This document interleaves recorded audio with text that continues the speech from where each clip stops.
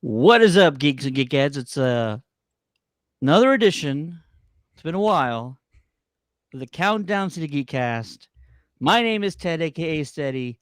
Joining me, Space Lord, also known as David. What's going on, sir? How about them Cowboys? How about we don't want people to run away already, bro. You got to take them. You got to take it easy. We're not as beloved everywhere else as we are in most of parts of Texas.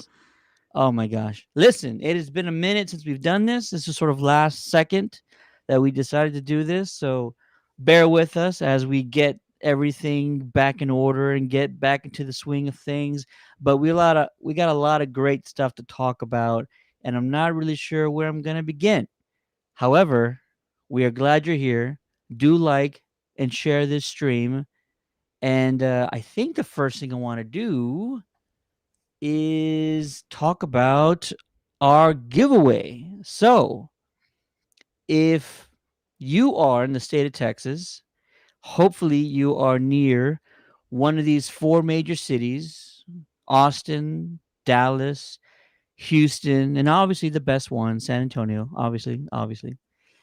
We have a brand new giveaway going on right now for an advanced movie screening known as Smile 2. Dave, did you ever see Smile 1? I did. I saw it in the theater, and I thought it was a great concept. Very, very minimalist type of thought for a scary movie franchise, and it worked, man. I don't think there were any like big time names in the first film, but I mean, just the gimmick of it, and then the viral marketing that they did. They had people going to sporting events and just smiling like for a long period of time, and the camera would like fixate on them. It would freak people out, like at Major League Baseball parks. And I'm not sure if they did it at NBA arenas, but if you go on YouTube, you could probably see some of that stuff. Well, if you go to countdowncitygeeks.com right now and you're in one of those cities, you still have a chance to win a pair of passes to go see an advanced screening of Smile 2.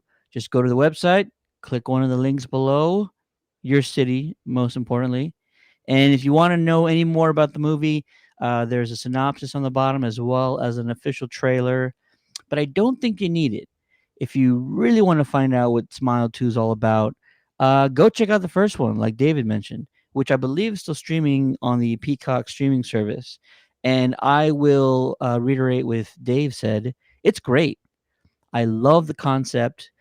It's very much like some other horror movies that you've seen in the past, um, but with a little bit of its own unique spin or unique twist. Um, and that's all I want to say, because if you don't like knowing a whole lot about horror movies before you watch them, I don't want to spoil it for you folks. But if you're in one of those cities, be sure to go to our website. And I just love contests and I love giving back to our followers and our fans.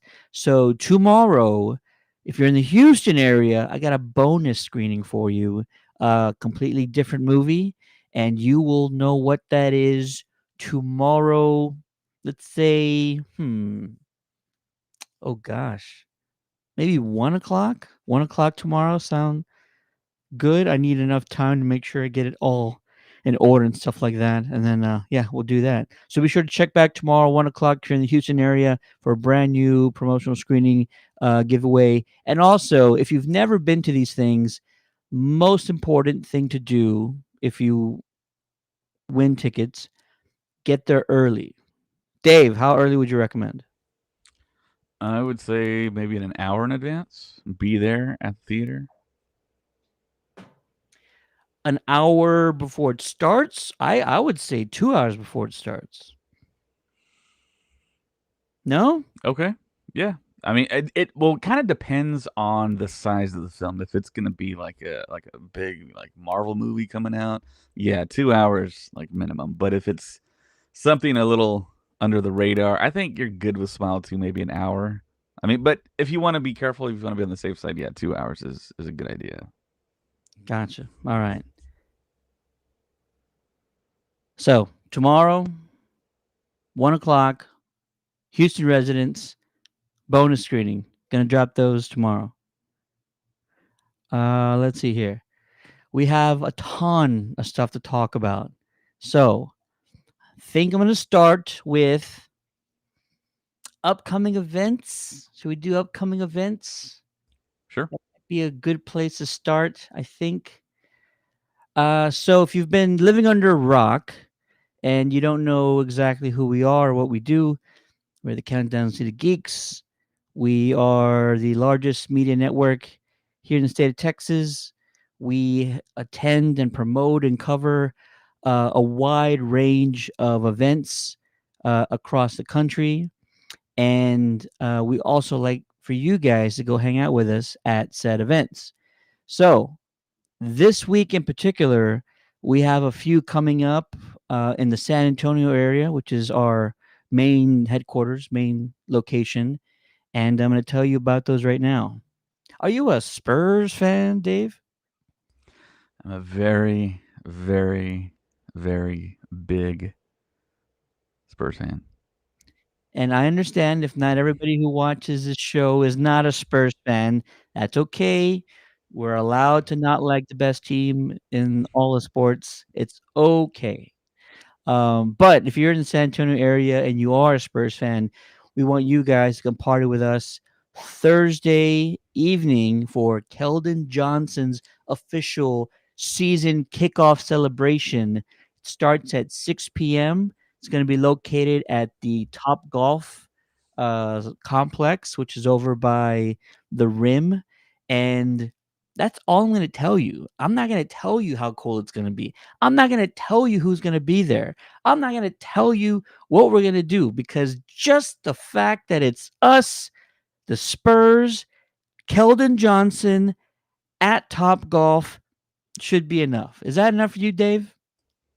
That's enough. Top Golf is pretty cool. I went there for a one of my day job functions, and first time being there, it's pretty cool. It's a pretty large place, and I think everyone has seen like the TikTok videos of people going to Top Golf and trying to knock those balls outside of the net. I don't recommend that, but you were actually hanging out with Keldon Johnson a couple of weekends ago, right?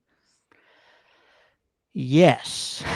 And I had no idea that was going to happen. Maybe if I knew that was going to happen, I may have shown up. Hold on. We told everybody.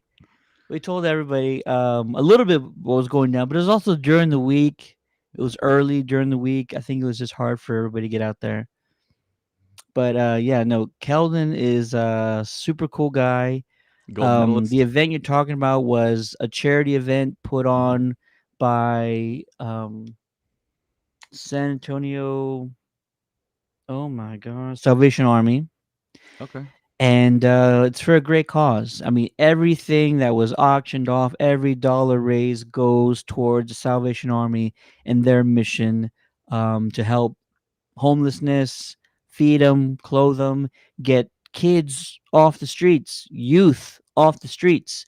They have over 2 dozen teenagers right now in their facility that are homeless, and that's not okay.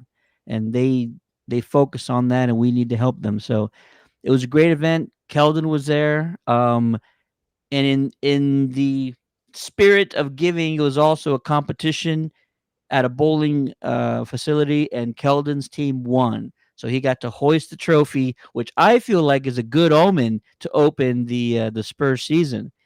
Keldon already raising a trophy. I think that might be a sign of good luck. What do you think? I think it's an awesome sign, and I also think it's very interesting that Keldon Johnson, I was thinking about this today, has a gold medal, and he's the only gold medalist on the San Antonio Spurs currently. But I think Victor in the future is gonna have a gold medal potentially because he's got like four more Olympics possibly. Oh yeah, 100%. I uh I cannot wait to see what happens. I'm just excited for the NBA season, Yeah, altogether because there's no clear winner. There's no clear favorite. Boston probably has because they're the reigning champs. They kind of get first dibs, but like a lot of teams got better. A lot of teams are more experienced. You don't know what's going to happen. All right. So that's Thursday night. Us, Keldon Johnson, other individuals. I don't want to say names and then like it not happen. So just Keldon Johnson, Keldon's friends, us, Top Golf. And yeah, should be pretty cool, pretty exciting. Once again, that is the Top Golf facility. I believe it's 5539 North Loop 1604. Do not go west Loop 1604 because that will take you to Alamo Ranch. I did not know you could have the same address on a highway, and the only difference being like directional. So Mm, 5539 North Loop 1604 starts at 6 p.m. Probably gonna run to like 9, maybe a little bit later, but that's that. We got another one this Saturday in the San Antonio area. Please join us for a free screening of Blue Beetle. That is Saturday, October 12th, 7 p.m. Casiano Park, 1728 Potosi Street. There's going to be, get this, free popcorn, free paletas, and face painting for the kids, courtesy of the Countdown City Geeks. How cool is that, Dave? that's awesome, man. What are you going to get painted on your face? A blue beetle? Yeah. Hopefully, they get the scarab, and we can see that, or the new DC logo. I think that's kind of cool. But yeah, we got to meet. We were fortunate to meet the director of Blue Beetle last year, and super cool guy. He spoke with us. We kind of did like a little interview, like off camera, and then we got invited to the preview screening, and it was just awesome, man. Such an underrated film. So many people saw it after it left theaters on Max. I think it was the number one streaming movie on Max for a while. But just the performances by Sholo, and I mean, it was just a great film. I mean, to me, next to next to Selena, this is the other big film for the culture that's been recent. I think that's been like really really good. That's really impressed, and Blue Beetle is going to be continuing on in James Gunn's DCU. So, or DC, what are they calling it now? It's not. Is it DCU? It's DCU. Okay, DCU, the DC universe. So yeah, you're going to see more Blue Beetle probably dropping in on different projects here and there. Hopefully, we get a sequel. That'd be nice. But yeah, But like I you mentioned, it's continuing in animated form, right?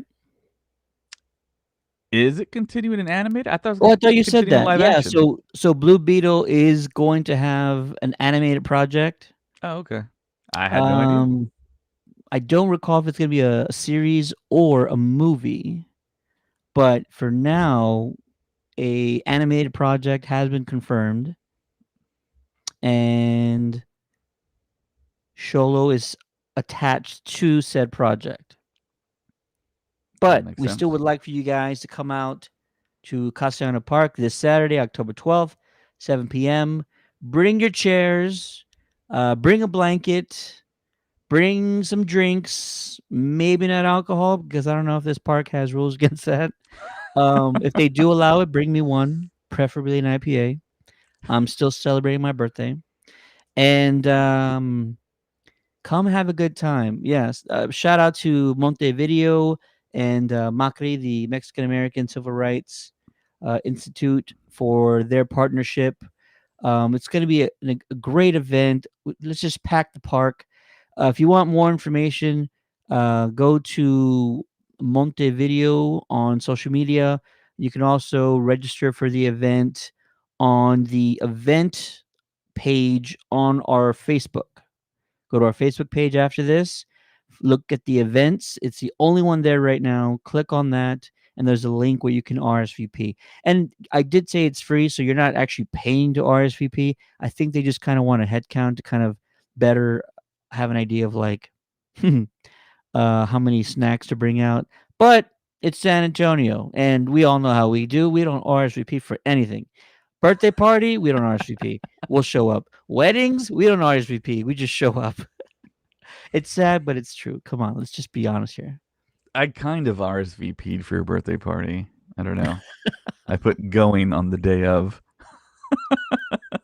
Well done. Well done, sir. All right. How do I get rid of that? And there we go. Up, oh, mm,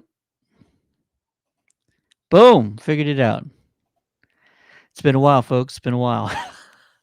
Oh man. Okay, so upcoming events. That one, and I believe there's probably one more big one this month that we should talk about. Dave, any ideas at all what I might be thinking of?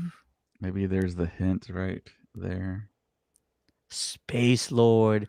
Of course, Space. we're talking about SpaceCon 2024. And I say 2024, but it's actually the first ever SpaceCon. So, if you do not know what I'm talking about, because you too have been living under a rock, the great folks who put on Superhero Comic Con that we attend and we just rock out at every year, they're putting on, again, it's been a while. Here we go.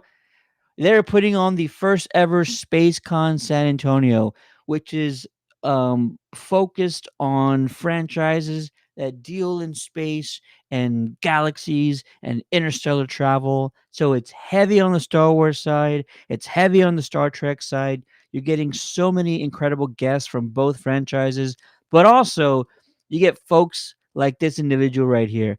Josh Brolin is going to SpaceCon San Antonio. I believe it's his first time ever coming to San Antonio. Don't quote me on that.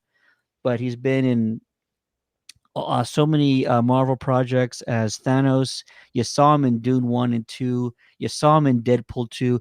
And also, he was in Men in Black. And he was fantastic as a young Tommy Lee Jones. Like, we do not talk about that enough. I feel like it's very hard to pull off a genuine Tommy Lee Jones, and he freaking killed it. So, come see Josh Brolin October 25th through the 27th. But like I mentioned, this event heavy on Star Wars, heavy on the Star Trek folks. It's just going to be an incredible time. Do you say David, Thanos or Thanos? oof, I say Thanos, but I do remember when Brolin was announced that Robert Downey pronounced him as Thanos, and that it's always stuck in my head. But I felt like he said it wrong. What do you say? I have no idea what I say. I just say it, whatever comes out. It's just Yeah, one of those names. I don't know. Trying to think of another name like that, but I mean, maybe Han and Han from Star Wars. I don't know, but it's awesome that Josh Brolin is showing up. Like you said, Tommy Lee Jones, young Tommy Lee Jones as K in Men in Black 3. Yeah, he that performance was crazy. More people should talk about it. I totally do agree with you. But of course, he did play Thanos. And I think to me that's the second greatest villain in cinematic history after Darth Vader. I think that's cinematic history. Wow. well, I mean, okay, sci-fi. No, no, no. I mean, Who would you put above? Who would you put I above him? that's it's a great question. Villains, right? Right. Not just comic book, because we've had villains that aren't in just comic books. Yeah, I mean, what pops in your mind? Like Hannibal Lecter. I mean, Hannibal's a great one. yeah, Um, and it's also interesting because he wasn't always like the main villain, right? He's always like the right. guy that was sort of mentoring um to catch the real villain of the movie. The first guy that pops into my head, No Country for Old Men, Javier Yeah, Bardem, Anton Chigurh. Anton Chigurh. Yeah. My God, there's just very few characters in movies that I'm Mhm. like, I would be terrified to be talking to. Oh my gosh, That's yeah, one of yeah. them right there. And Josh Brolin was in that film. But yeah, also as Cable in Deadpool 2. Terrific job as Cable as a serious straight man up against Ryan Reynolds. I think that's an underrated movie, and that's an underrated kind of team up before we got the Deadpool Wolverine extravaganza that we got this year. I got another villain, Christoph Waltz, Yeah. Inglorious Hans Bastards. Landa, Inglourious Yeah. Bastards. But Terrifying. okay, yeah, yeah, Terrifying. yeah, You don't know what he's thinking, and that's the most terrifying part. He could be telling yeah, you a joke, and you don't know if he's going to laugh with you afterwards or murder you afterwards. yeah,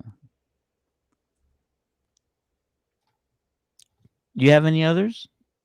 yeah. I think Thanos tops them all still. You said Vader. Vader above all the. Right. Yeah, Vader's number one. It's gonna be tough to dethrone Vader. I mean, you're gonna have to have something spectacular, something that's gonna infuse into the zeitgeist of our culture so much. It's gonna have to be like the opposite of Baby Yoda plus more. And I mean, now with these times, I mean, there's so many other things that catches our attention other than film. So it's going to be tough to gauge in the future, going further and further into the future, what is really hitting because there's just so many people, so many other things that people are into. But yeah, I want to say Vader and Thanos. I think that's the one and two. I'm going to ask the chat And because Brolin's this very is. close friends with Robert Rodriguez as well, so he's been to Austin a whole bunch of times. Who is? Brolin? Yeah, I they're didn't know very that. they're very close. Yeah. Because of what? Well, Robert Rodriguez casted him in Sin City. Robert Rodriguez also casted him in Planet Terror. He But I was in think that Planet Terror. Wow. yeah. Um, but I think they were maybe it has to do with maybe his dad, James Brolin. Maybe there's a connection there, and then he met Josh. But of course, Josh Brolin kind of started in the Goonies, I believe, right? That was his first film. He was the I think you're older, right. yeah, he was the Older older brother, kid. right. Yeah. So from there, I mean, his dad was an actor, James Brolin. James Brolin then married Barbara Streisand. So Barbara Streisand is Josh Brolin's stepmother. I have a friend who he calls me to kind of bounce cosplay ideas off my brain, and hmm he's like, "Bro, I want to go to this thing, and I want to Josh Brolin. I need to dress up as one of his characters." He goes, "I can't pull off Thanos." He goes, "What else should I do?" And I said, "Bro, it's simple. Goonies. You Yeah, put on the sweatsuit, headband, yeah, the jersey he's got on, like the little workout yeah, shorts, yeah, carry around like some workout equipment with you. Like he'll love it. He will absolutely love it." So I told him that's exactly what you should do. yeah. Or wear like kind of like boots and like a plaid shirt and jeans and the cowboy hat and be his character from No Country. And maybe have the briefcase, with the money in it. Maybe kind of flash the money a little bit and maybe have some bills sticking out. Or carry around that high powered pressured The air gun. air gun. Have the Dorothy Hamill haircut. Jesus. That gun was like the coolest thing ever. It was a silenced shotgun. Well, yeah, it was the mechanism they use at the slaughterhouse. Yeah. Yeah, my I my think well he dad had actually 2, used to right? work at a He had slaughterhouse. the cattle thing, Yeah, and then he had like this shotgun that was like silenced. Had this huge yeah, he got a silencer. silencer on his shotgun, and it made like a squeal type sound when he shot it. That I was loved really it. interesting. Yeah, Terrifying. And every time he shot that, it was just like spine chilling. It was amazing. All right. That's not the only big name. If you haven't already seen it, um, the big three are going as well. Ewan McGregor, Hayden Christensen, Rosario Dawson. I know I say big three, but this is like new school big three because old school big three would have been Harrison, Mark, and Leia as well. So this is like new school big three. Obi-Wan, of course, Anakin, and our Ahsoka, who I I don't know what anybody still feels about it. I feel like we don't talk about the Ahsoka series enough. It was like franchise pushing forward momentum. Like it yeah, was solid. They went for it. They nailed it. They stuck the landing. I loved it. I can't wait to talk to her about it. Um, yeah, if you cannot miss this event, and if you want more information, all you got to do Just go to SpaceCon San Antonio on social media or pmxevents.com. Dave, do you even have like one person you're really excited to see? You've seen a lot of these folks at Star Wars Celebration, but is there anybody you haven't seen you're really excited to talk to? Well, here's a crazy thing that I would never say, that I never thought I would ever say, but I've met Ewan McGregor, Hayden Christensen, and Rosario Dawson before at Star Wars Celebrations. Ewan in 2022 at Anaheim. One of the most surreal experiences of my life. Meeting him for the first time, I had a photo op. He puts his hand in front of me, shakes my hand, and he says, "Nice to meet you." And I'm just like shocked and stunned. First time I ever see Ewan McGregor in person. And he grabs me and he pulls me in and he says, "Let's take a photo." And he throws his arm around my shoulder.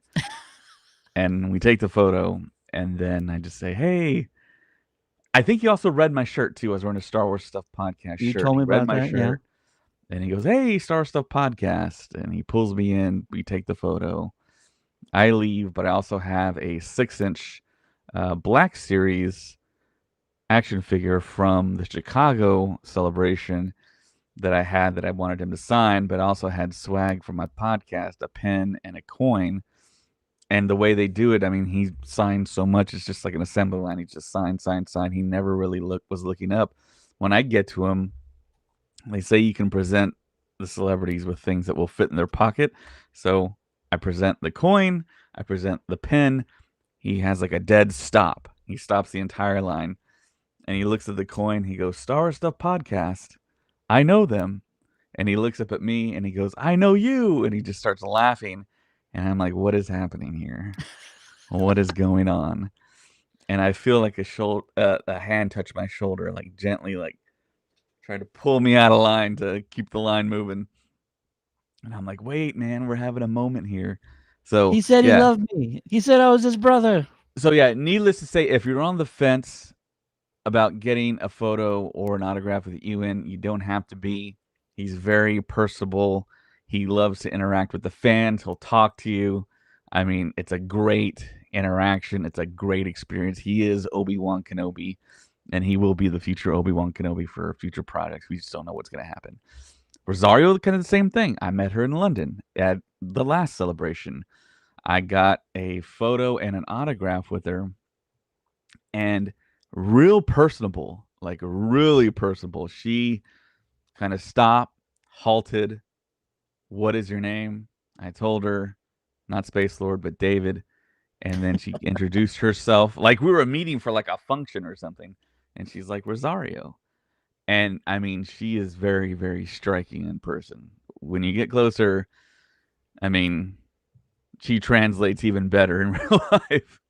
Um, and yeah, we took the photo, and then when I got the autograph with her, she looked at me in my eyes and she says, "Okay, well, do you want me to write anything specific?"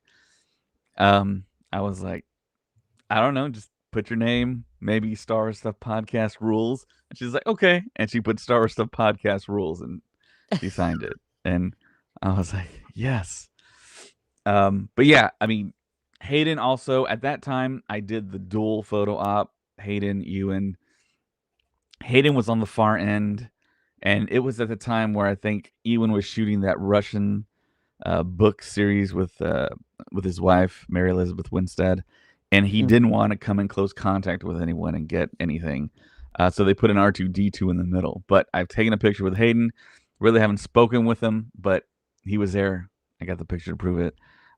So they're doing the rounds, man. They're coming to all the conventions, and especially Ewan. This is like his third time in San Antonio for us. Is it Unbelievable, really? man. Wow. Yeah. Well, I mean, he was here, or is it the second time? Second, for Well, sure. third time for me for a convention, but okay, second time because he was at Superhero Comic Con and Car Show, Right. and he was one of the bigger people there. And then this is, and I tell these people every time they come to a San Antonio convention, "Please come back. We want you to come back." And they all tell me, "Yes, okay, yeah, I'll come back." They So say there's whatever several you say, people in Dave. here that have come back. And hopefully, when I see him again, I'll say, "Hey, look, thank you so much for coming back. I was the one that told you need to come back." And he's back. And he's going to do more than just sign and photo op stuff. He's going to do a little panel. Hopefully, Ted is the host. Rosario is going to do a thing too, along with Hayden. Hopefully, we get to see um, some new stuff because they were just at LA Comic Con, and Mm. he talked a little bit about the possible future of the Obi-Wan Kenobi character. But yeah, all these people, I've never really had a bad experience with these celebrities that come to these conventions and sign and take their time. And I mean, you would think after a while they would get kind of like jaded because it's so many people, man. It's so many people that they just meet for mere seconds, you know. But man, they really make it worthwhile for everyone. It feels like it's terrific. If you haven't seen the guest list, I highly recommend you go check it out. Everyone from Mary Elizabeth Winstead to Ray Park I think I can name them to all. It's 13 Star Wars celebrities. So it's Ewan McGregor, Hayden Christensen, Rosario Dawson, Ming Na Giancarlo Wen, Esposito, Katie Sackhoff, Giancarlo Esposito, Matt Wood, Ray Park, Gina Carano. Um, who am I missing? Mary Elizabeth Winstead, Natasha Lou Bordizzo, Iman Esfandi, and who's the last one? I said Matt Wood, right? He played General Grievous, the voice of Grievous in yeah. Are you episode 3. missing? I said Ray Park, right? Yes, There's one more. There's 13 of them, I believe. I know who you're missing, but I Oh, can't Ahmed see. Best. Oh, Ahmed, yeah. Yeah, Jar Jar Binks himself, and Kelleran Beck, who's probably, if I had to bet on it, which I don't bet, but I think Kelleran Beck, the Jedi, is coming back in some form or fashion in Star Wars.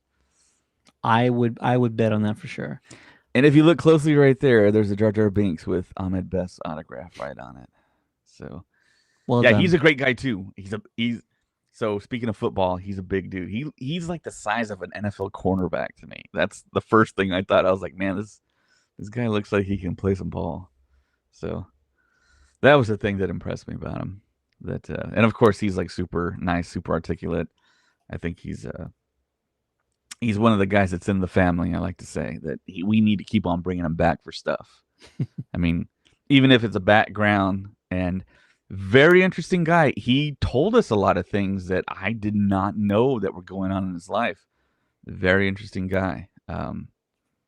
For one, he's a professor at USC, and I'm like, what?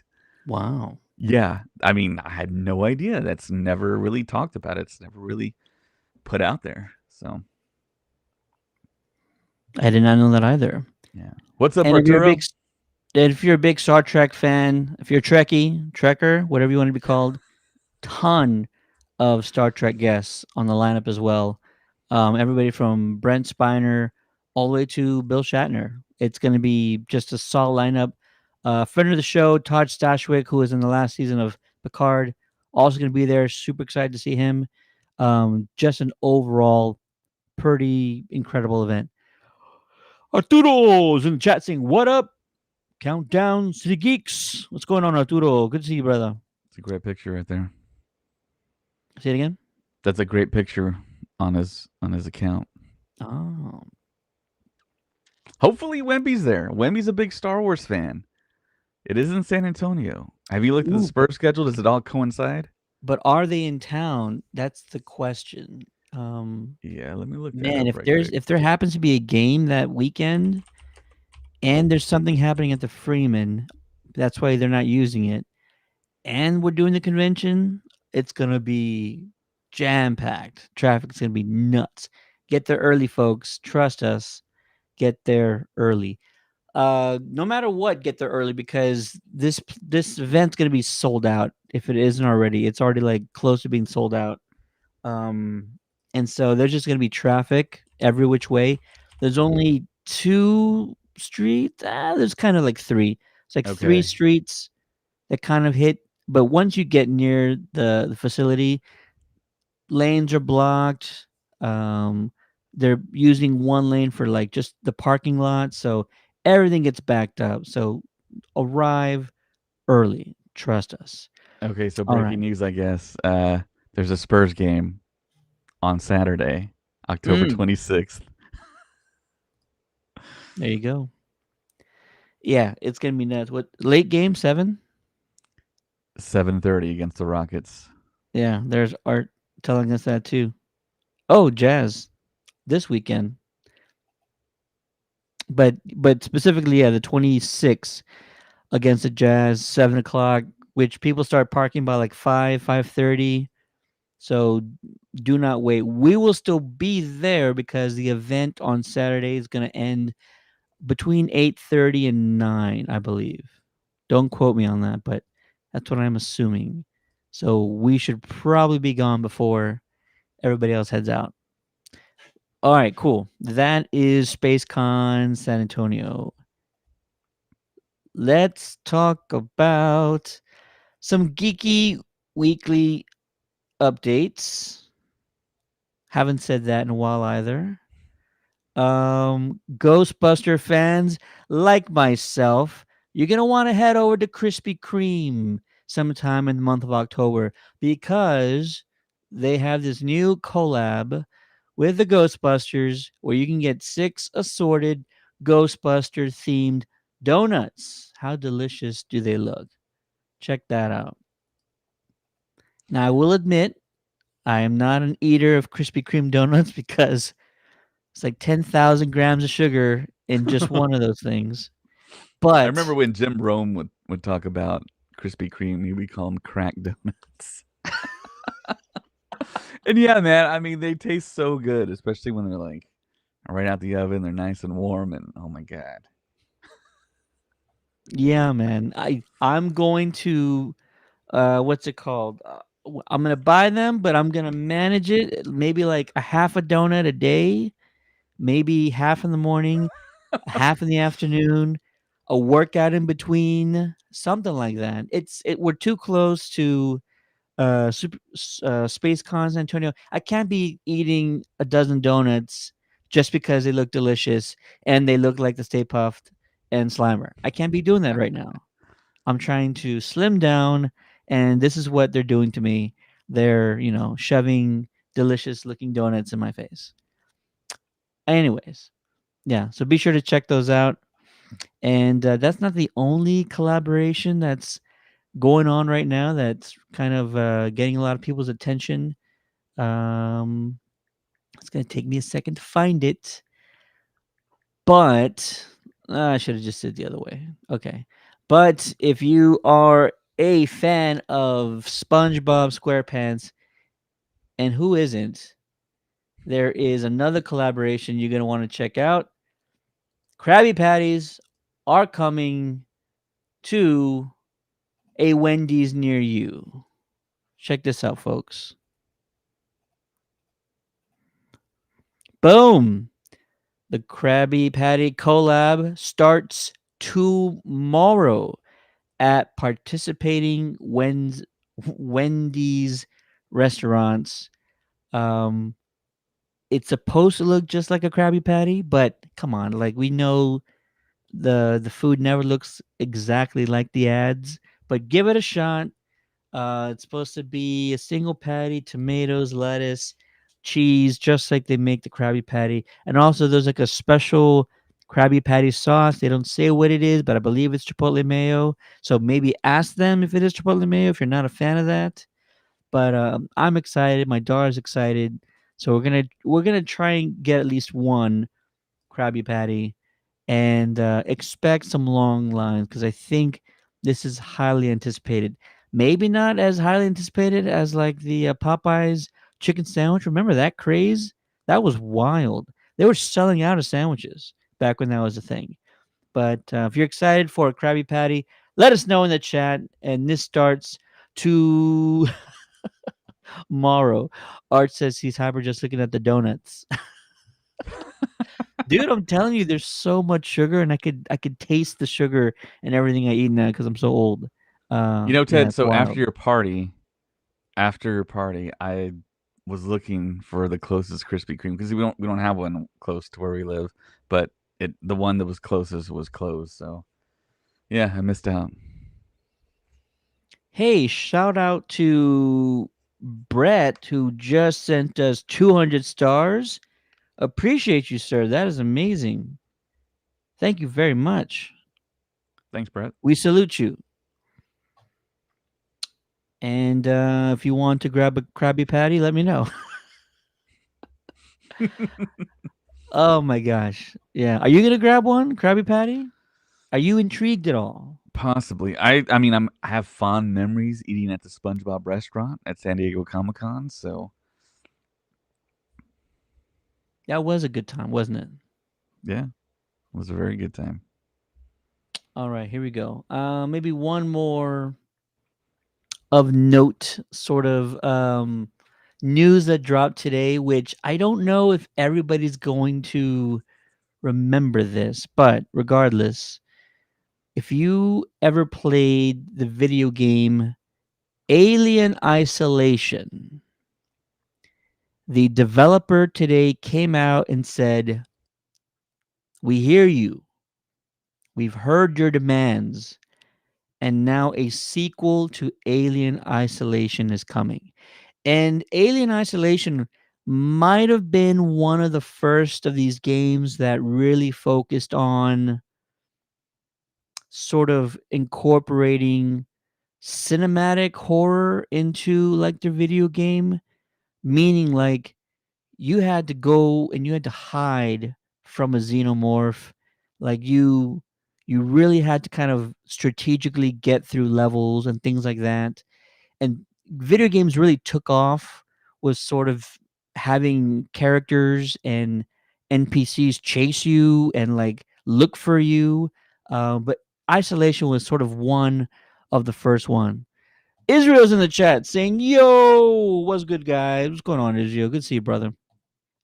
Yeah, Alien Isolation is one of those first ones. It's been a long time since I've played it, but it really was heavy on just the horror component of the game. It wanted you to feel like it was the movie, like you were one of those characters. And so it was brilliant in that aspect. Now, since so much time has passed and technology hasn't increased exponentially since then, and AI is a thing, and NPC gameplay has been enhanced. I cannot wait to see what they pull off with a sequel, especially with it most likely being a next gen video game. I think that would be really awesome. So if you're excited for it, Alien Isolation sequel, let us know in the chat. Did you ever play Alien Isolation? No, but I saw the like reactive videos that people put out, and a lot of the times it's females playing it. They're hiding from the xenomorph in the dark, and then they move around. And it's like right, like coming at them or in their face, and yeah, it looks like a lot of fun. I mean, it's a great like date game if you partake in that. But I mean, yeah, I have a buddy that's really into Alien as well. He had nothing but good things to say about it. So yeah, it looks like a good time. Absolutely.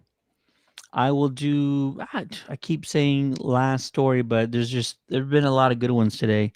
Um, a guy who we recently saw in San Diego, Keanu Reeves, the legend himself, did something crazy this past weekend. He was participating in a race, GT race, if I'm not mistaken. I'm not a racer enthusiast. I don't watch them, so I'm probably getting it wrong. But he was part of a GT race. Somewhere early in the race, I think it was the ninth lap, he actually spun out of control. Luckily, he was okay, got back into it, and he finished, I believe, not last, but somewhere around like 21, 23 out of like 25 or 30 racers. So he didn't come in last, and that's, I think, all that matters. Best part about this, and this is not the best angle, but the car and his suit is all decked out in Berserker theme, which is his graphic novel that he's been working on with Boom, and that's his character on the hood. You see Berserker, the logo or the name on his arm. That's just sick. And the car is all decked out, Berserker all over it. And so, yeah, Shout out to Keanu who completed his first race and lived to tell the tale. I'm glad he's okay because oh my god, that would be the worst if like something like kind of really bad happened to him. Israel says John Wick races now. Absolutely, he races now. And I don't know if this is a one off or if he's going to do more of them, but it's pretty sick. You know what I'm saying? Dave, your thoughts? Yeah, I mean, coincidentally, we were at a race ourselves at the Circuit of the Americas earlier this year. That was my first time going to any type of race at all, but it was cool to be there in person. I'm not really like a racing aficionado like you aren't as well, but I mean, yeah, I mean, risking his life, it's kind of like, man. But I mean, Keanu Reeves does own like a bike manufacturing shop, I believe, in California, and he's a lover of motorcycles, and he has his own line. But yeah, I also noticed there that he has the Hans device connected to his helmet, which is what they invented kind of after. Maybe they asked way back when Dale Earnhardt Sr. was racing, and he refused to wear it, and I think that's the device that potentially could have saved his life. But it's nice that Keanu Reeves is wearing it there. It's also, I'm going to call this out. The dude is also 60 years old. He just turned 60 in September. So Yeah. him being out there racing, which if you are not aware, it puts a heavy toll on the driver. And we found Right. this out when we were at the GT race up in Austin a few months Hmm. ago. The temperatures in the cars they get pretty excessive. The G forces puts a lot on the human body. You get Hmm. dehydrated. You know, it's hard to breathe a lot of the times. There's so much weight. You're so constricted. It's just really challenging to a person to race, and he's doing it at the age of 60, which is bonkers. But I'm glad he finished, and I'm glad he's okay. We do not I, need anything to happen to Keanu Reeves. I would love to be in like a simulator to see how it feels on your body, because like professional racers, I mean, you go through a lot. You have to be a professional. You're a professional athlete, basically. You Like you are. look at all these race car drivers, none of them look like they're out of shape. They're all in great shape. I think the most popular is like Lewis Hamilton.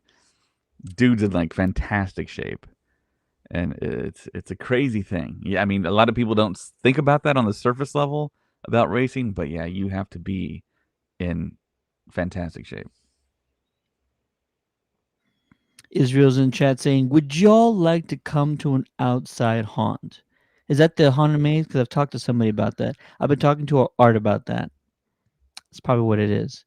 We're working on it. Let's put it that way. We're just trying to find some free time in the month of October. It's hard to do that. Yeah, Um, last of the geeky weekly updates. We're 2 years away from the Batman Part Two. I don't know why it's taken so long. I understand there's like a lot happening in between, but it's such a long time to not get a sequel to the Batman, which came out 2021. Is that and it right? also took place in October. Yeah, Yeah, 2022. So it's already been 2 years since the Batman. it's We're having crazy. to wait 2 more years until we get part two, which I feel like is a travesty. They Yeah, should have been expediting the sequel right after that. And I understand like they were working on the Penguin, and there was also going to be that Gotham PD series that they were sort of developing that didn't work out. yeah.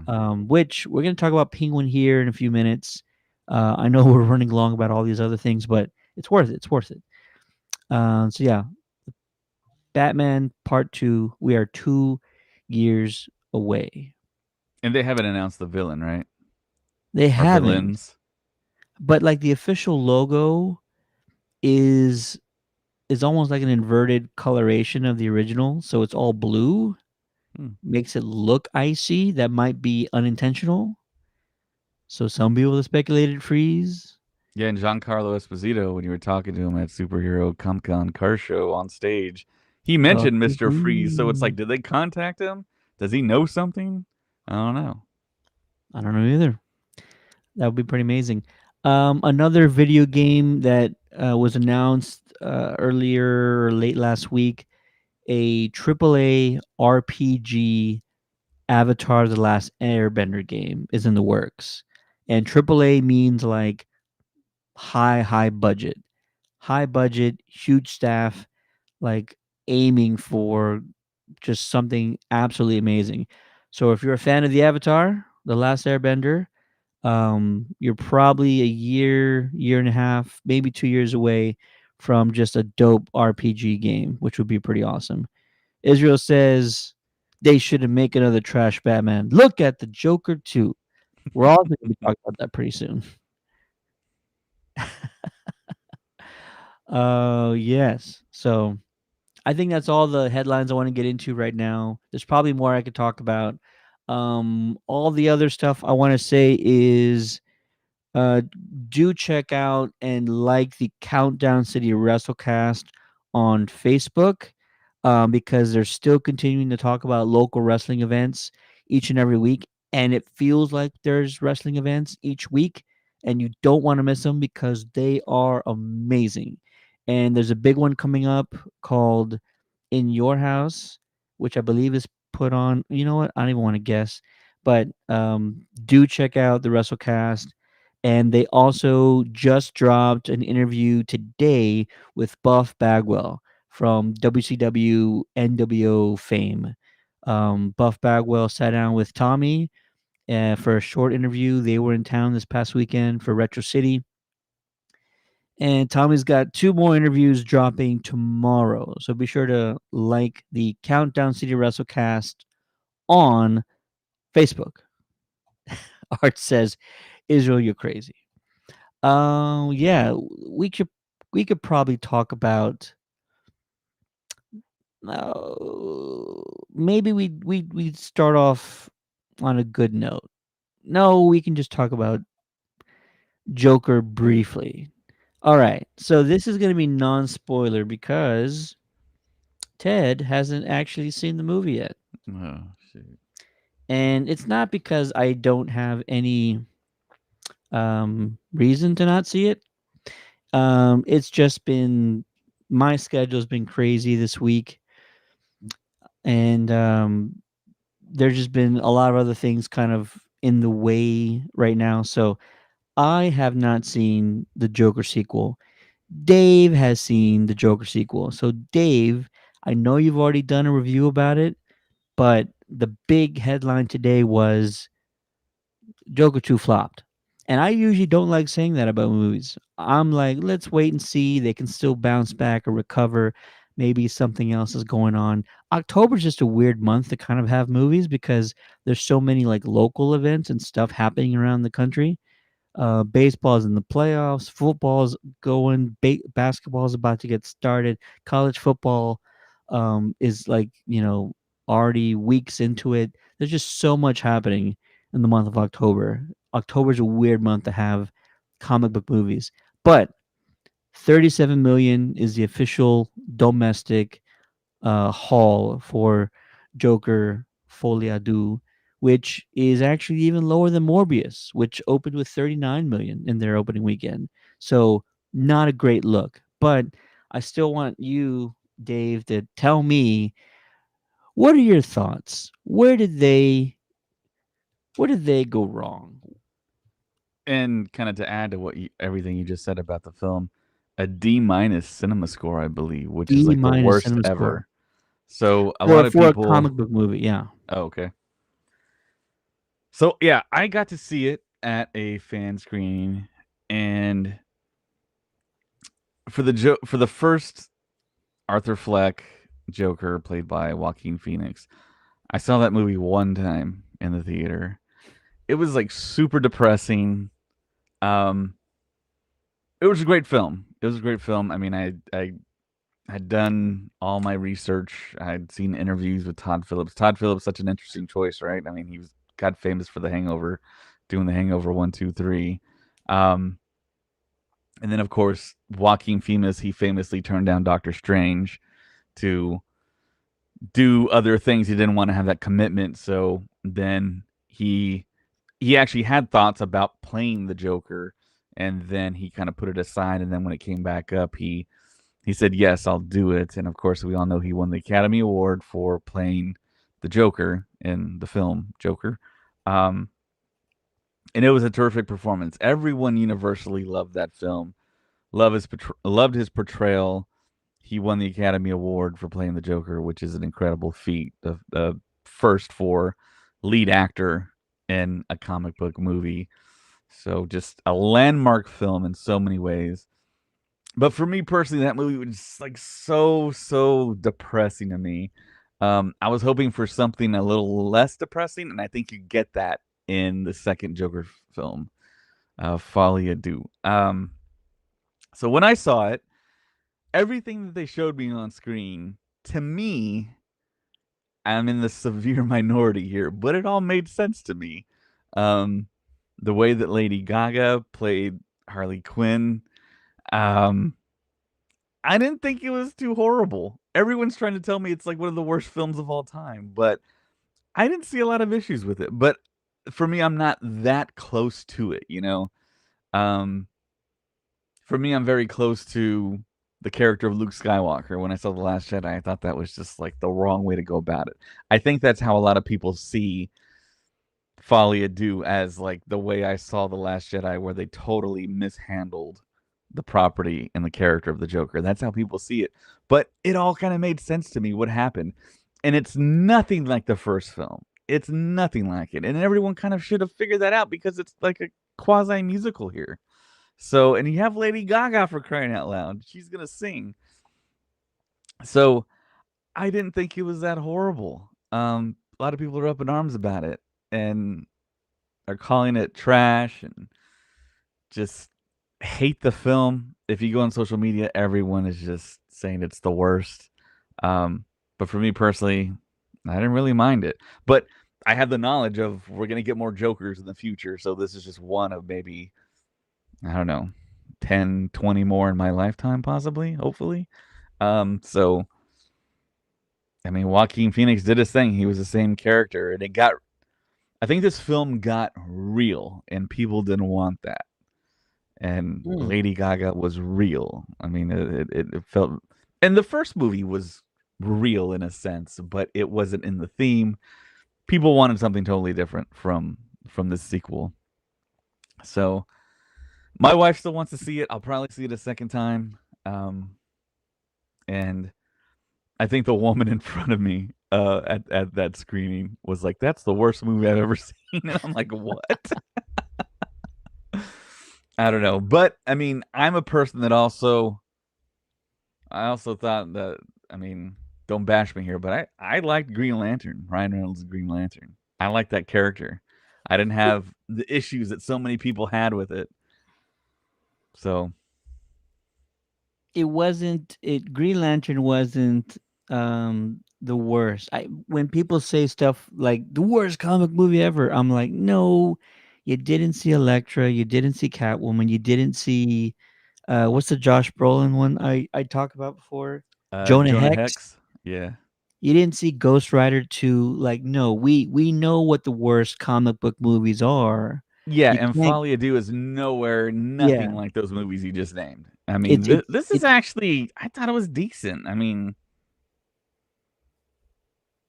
I don't know. It's weird. I I guess I have, and I mean, all art is subjective. So everyone comes at it from a different viewpoint, different life experience. So this movie kind of seemed logical, and I'm all about logic. So every choice that they made, every decision, every plot point, all the jokes were good. I thought there's some laugh out loud jokes.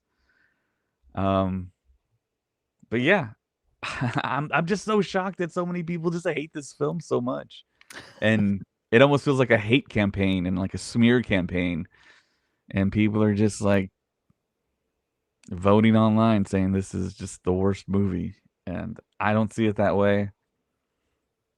Maybe I gotta watch it again. Maybe I'll see it that way the second time I watch it, because I didn't think it was too horrible. As horrible as people are making it out to be. Let's go to the chat because I know some folks want to share their thoughts as well.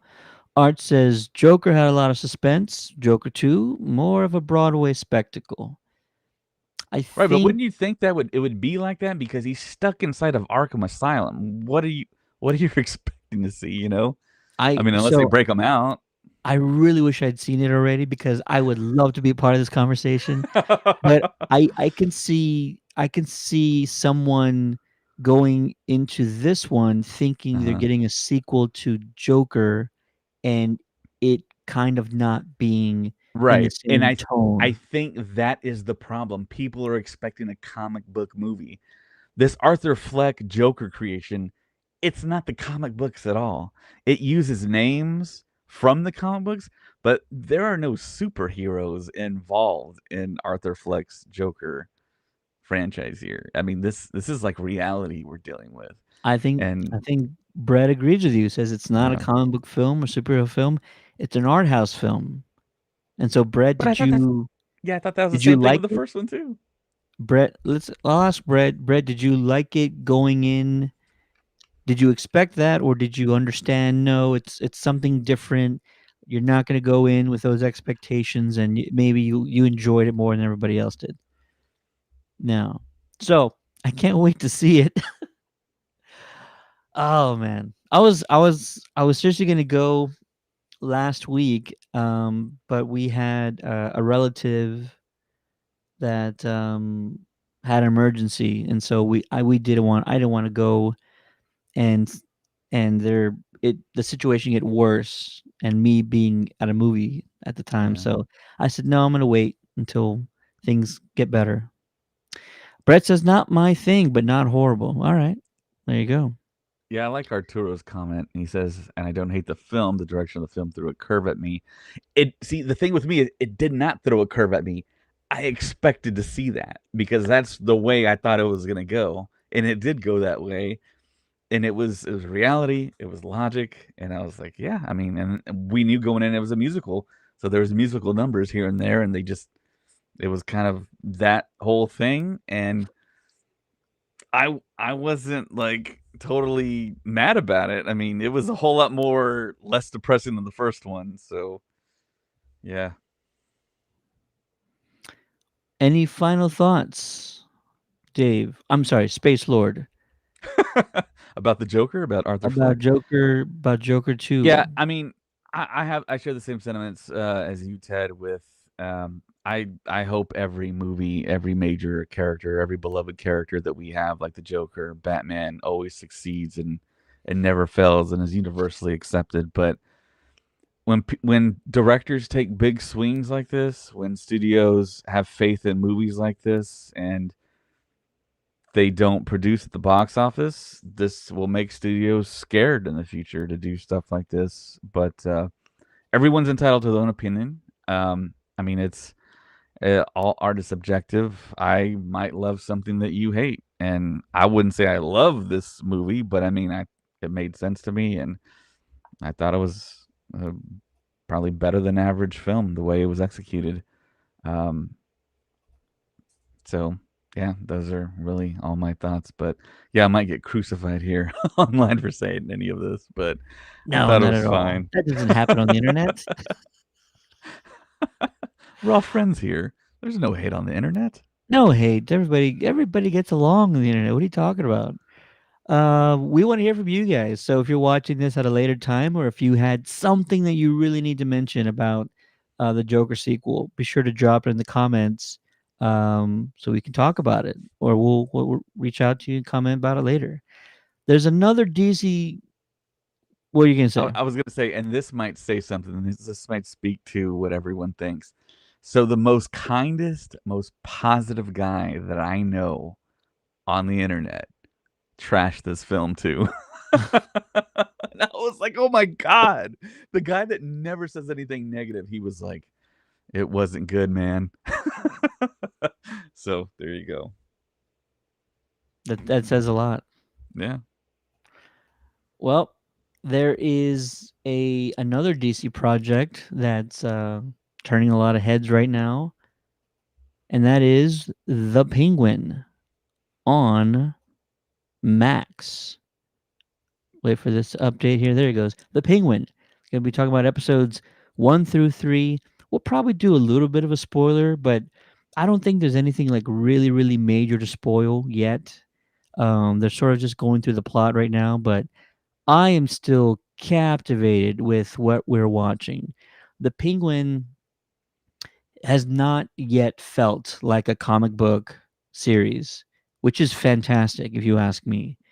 Yeah. I don't remember where I first heard it, but somebody had mentioned like they're gonna do it like The Sopranos, and I'm like, good, because that's the greatest show of all time to That's the way most to do it. people. Yeah. That's in my top 5 for sure, if not top 10. So yeah, do Sopranos with the Penguin as your lead, and we'll go from there. Number one, I'll just say a few quick things before we go over to Dave. Number one, I believe that it is shot incredibly well. Like, this looks like Gotham is more realistic and more beautiful than I think I've ever seen it. More grounded. It just looks amazing. And secondly, I will say every episode feels like it has just the right amount of drama and suspense, and it's really well written. You can tell by the the way that they're telling the story. They're not just doing flashbacks out of like just to do it. Like when they do flashbacks as an example, especially in episode 3, it's all for a reason. There's all a purpose behind it. It's not just for like exposition or just some type of information. Like it's actually used in the plot, which is amazing. And I really cannot wait to see where this goes. It's so good right now, and I feel like the first episode set the tone right away. It's been 2 weeks, and you should have watched it. He kills Falcone's kid, right? Like right off the bat, Yes. and I'm like, oh, that's where this is going. Like just that right off the bat, Mhm. everybody in the audience, everybody watching understands the implications and the consequences that are happening now after he went and murdered the head of the crime family. It's like, dang, stuff is hitting the fan right away. That's what we're doing? Yes. So ever since then, the tone's been set, it's gone with it, and every episode, 3 episodes in, every episode has been really compelling. I feel like it's a home run, and I really want them to stick the landing. I don't know where it's going, but I would assume Oz gets close, if not gets to become a made man by the end of this season. And I love that we're using terms like that again, made man. It's so freaking cool. Dave, your thoughts? Yeah. Tremendous performances by Colin Farrell and Christina Milioti. I mean, she's almost stealing the show, but Colin Farrell is just killing it as the Penguin. And just to see him go from like a mid tier to a higher level and see his ascent in the crime world of Gotham and the logic behind it. I mean, his walk. I mean, he's walking like a penguin, and then you see the brace on his ankle occasionally, and just to bring that character from the Robert Pattinson, Matt Reeves Batman into a show. I mean, the layers of makeup that he has to wear and the hours that he has to endure. Colin Farrell hates it. He told us at Comic Con that he hates it. He doesn't like it, but it's what the character calls for. And he's even actually said that I'm not going to do this again. But the ratings, the potential awards coming up for Colin Farrell, the potential Brinks truck backed up into his lawn for another season. Because, like you said, this is like another Sopranos. It's like the Sopranos is somewhat still alive, but in Gotham City, which is like a crazy combination. And it works, man. Matt Reeves has engineered something that I don't think anyone really quite expected. And there's kind of like a conundrum now for James Gunn. It's like I think James Gunn wanted all this to kind of go away eventually, and him introduce Damian Wayne and an older Batman to do that whole plot and have that as their marquee Batman. But I mean, it's like I'm all for the Elseworld Batman with Robert Pattinson, Colin Farrell, and who knows, Mr. Freeze in the future. But yeah, man, these episodes are they're freaking captivating. It's The Sopranos all over again for HBO and Max, and there's gonna be lots of awards, man. There has to be at least nominations because Christina and Colin Farrell are just fantastic. Frank Valdez says it's a dope show. He says Colin's freaking killing it. I added the freaking, but he meant it. Art Yeah, says Danny DeVito should be proud of Colin Farrell. You know what? I agree with that. Because it's not the same. Definitely Colin's Penguin is written differently from the get go. But anything that Colin would have added to it, yeah, just fantastic. And also, like, I love Danny DeVito's Penguin. We want to talk about best villains of all time. Danny DeVito as Penguin belongs somewhere on that list because you could not have done a better comic book Penguin ever. Like that just won't be topped. Comic book accurate Penguin, Danny DeVito, hands down. Brett says I just finished watching the first 3 episodes of Vach Machina, so I'll give Penguin a look while I wait for new Vox Machina episodes to drop, which I heard is an incredible series. So I need to watch that too. I heard it's just as compelling and just as shocking. It's an anime, so if anybody's into that, go check out Vox.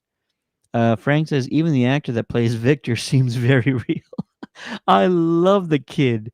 He's so good. He's just the right yeah. amount of like vulnerability, sometimes Hmm.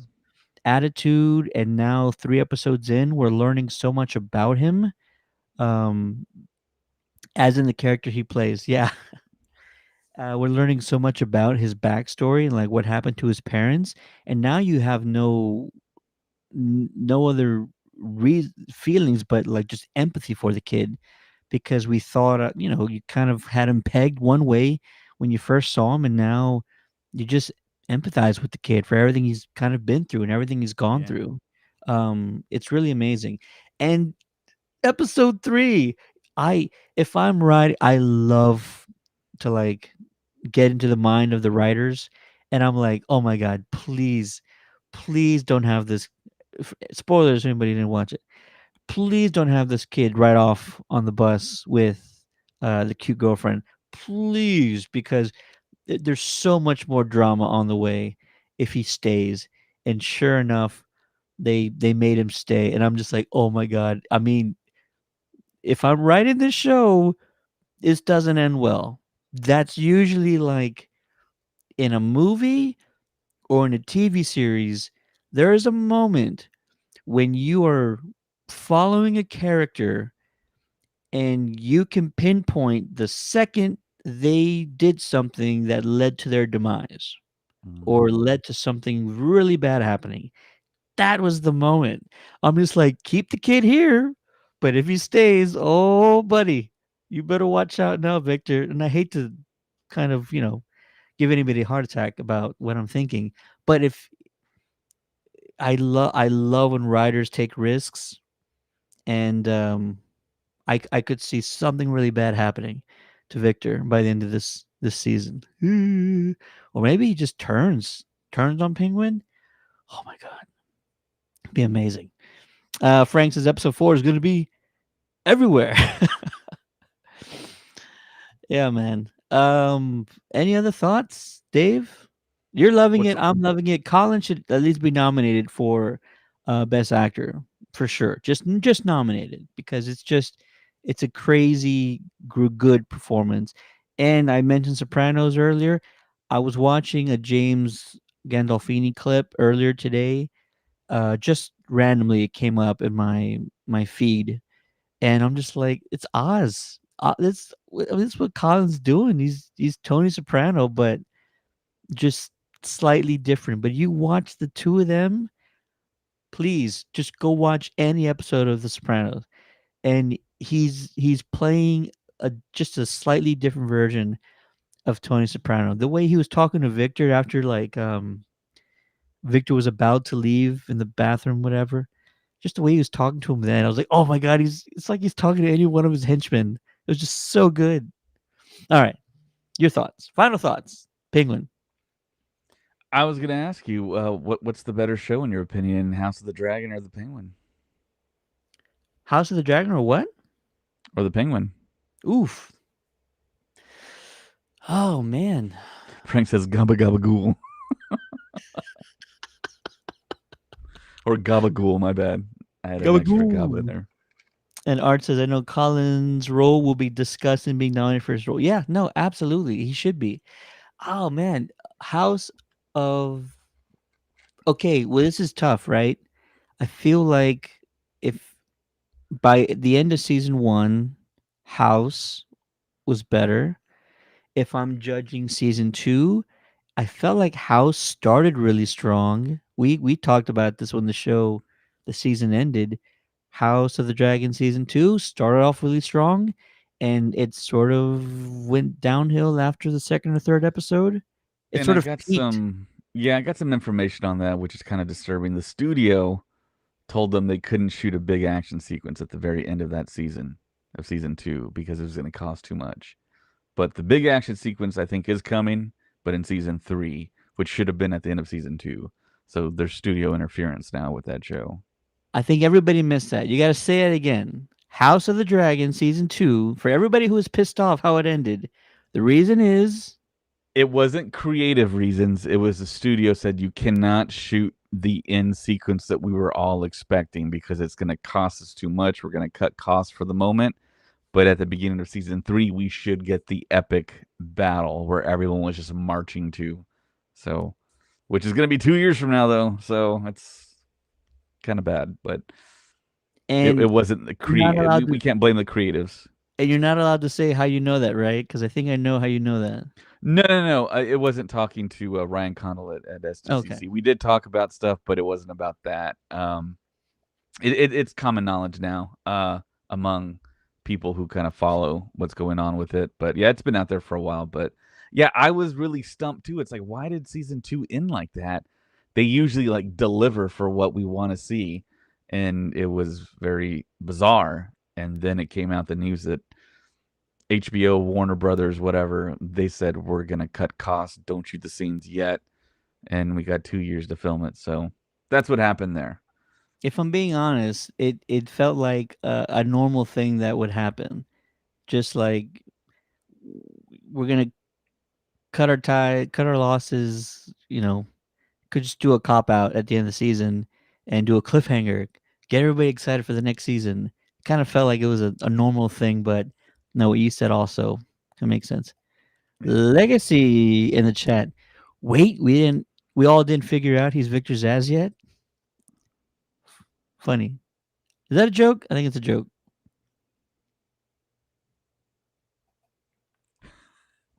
We're gonna patiently wait for his answer. Victor gotta have some powers, feels like. Interesting. I don't know what to make of all that. All I'm saying is season so far has been epic. Colin's killing it. Everybody's doing amazing. And I love that we get.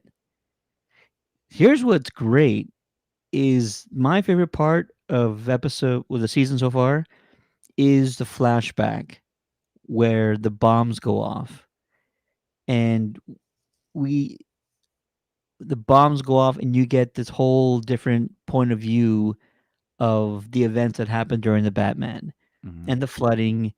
And like when I saw the Batman, it was like it didn't seem like it was that big of a deal. It's like, oh, there's just 3 feet of water around the city. Don't be in a basement. Is it really that bad? But no, this is different. If you were Right. near like the break, then the water and the pressure and all that was like massive, and you saw it hitting like a third story or second story window, and yeah, no, horrible. But during the Batman, it was just like it just seems like it's an inconvenience.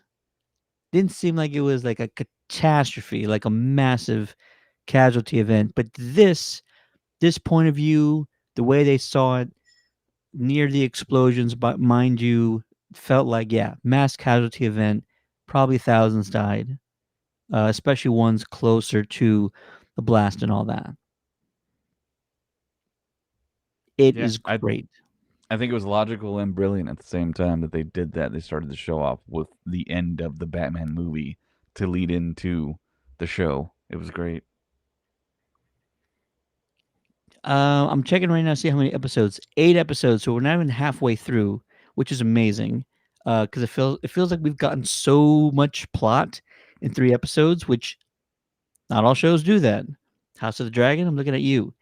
Um, I'm glad we're getting through so much plot. Every episode is pushing the story forward and pushing the narrative forward. This is good writing, folks. And so 5 more episodes of like further pushing the plot and continuing forward, I think is amazing. I'm psyched. I'm stoked. And I want to make a prediction, but I'm okay if I'm wrong. I would love it. And this is just the writer in me, not the fan. This is the writer in me for like the biggest. I always go for the shock, right? I want the biggest shock value or the biggest like awe factor. It would be incredible, very dramatic if by the end of the first season, Oz murders Victor. Whoa. Yeah. Like after all this, after all they've been through, and make it even spicier, you have to make it more tragic than it already is. So maybe like instead of like they're at odds about something, Hmm. maybe like Sophia pins something on Victor and Oz like falls for the bait, Mm. kills him. Wouldn't that be so incredible? I want to write this show. I thought you were gonna maybe mention maybe Mark Strong's character is still alive. Was he Ooh, Falcone or Maroni? Which one was he? he's Maroney, Maroni. Okay, yeah. Because I mean, he's a big actor. I mean, maybe and come back for a little bit. well, we're getting a lot of. Sorry, he's Falcone. We're getting a lot of Yeah, that's what I flashbacks. thought. Yeah, Yeah, we're getting a lot of flashbacks, so I figured we're gonna get him in one of those as well. And then right. Theo Rossi was in this one. Yeah. Uh, from Mayans. Mayans MC loved the freaking Mayans show. Seeing Theo is amazing. I hope he's in more than just this one episode as Sophia's psychiatrist. Yeah. I really hope so because I was like Theo. I love seeing him. He was amazing. Um, yeah, I'm stoked. I want to see more of Clancy Brown. I feel like Clancy's great as Maroni, Salvatore Maroni. He's got this big booming voice of his, and he's like he can be intimidating. I want to see more of that. Frank says all that shaking during his visions was intense and beautiful the way they pulled that off. It was really good. Yeah. I'm stoked. I'm excited. And yeah, let us know if you guys have any more thoughts about the Penguin. Is Colin just a shoe in for best lead actor in a drama series? I don't. I think he's a There's shoe gonna to be. be nominated at least. He'll be nominated, and then you'll have to throw in like one or two guys from Succession. I think Well, it's over. it wasn't over recently. Yeah, it was over like 2 years ago. I thought, wasn't it? Two. Succession. Okay. Yeah, Succession ended, so you don't have to compete with them. All right. So he might have Like the the runaway, Bear. unless there's something else that I can't think of right now. Yeah. White Lotus, there's not really a big male part in White Lotus. Yeah. There's all these other shows that I haven't really been watching that might also get some nominees. But yeah, want to talk about before we end the stream. Ooh, Frank says, and that was the actor that played Shredder from first TMNT movie, the leader of Triads. Clancy Brown? Is that you talking about? No, no, no. He's an Asian actor that played Shredder, Mm. and Well, he's doing the first convention TMNT circuit a movie. lot. Yeah, like Gio Oh, the leader Rossi. of Triads. I don't know who that was. He's saying it was Shredder from the TMNT movie. No, but oh, I see. Yeah. What was his name? I don't know, Uh, but he looks a lot like the doctor from Lost, from the Dharma Initiative. At one point, I thought that was the same person, but I don't think it is. Francois Chow. Is that really the same guy? I totally believe you, bro. Yeah. That's amazing if it is. No, that's really cool. All right. Want to talk about before we end the stream, we've been lucky enough to be a part of some really amazing events the last 2, 3 weeks. Dave here, aka Space Lord, got to attend his first ever Fantastic Film Festival, also known as Fantastic Fest, up in Austin, which is one of the dopest film festivals in the country because it's all genre based. It's all horror or sci-fi or indie or international films, but it's just so different than like all these other ones that just go for like the big names or like the high caliber actors. Fantastic Fest is cool as F. And so Dave, first talk about your experience, man. Was it what you anticipated? What did you learn from it? What was cool about it? Go. It's kind of, if you think about it logically, what I kind of anticipated. They had a big screen outside telling you when the next showings of the movies were going to be. This all took place at the Alamo Drafthouse Lamar.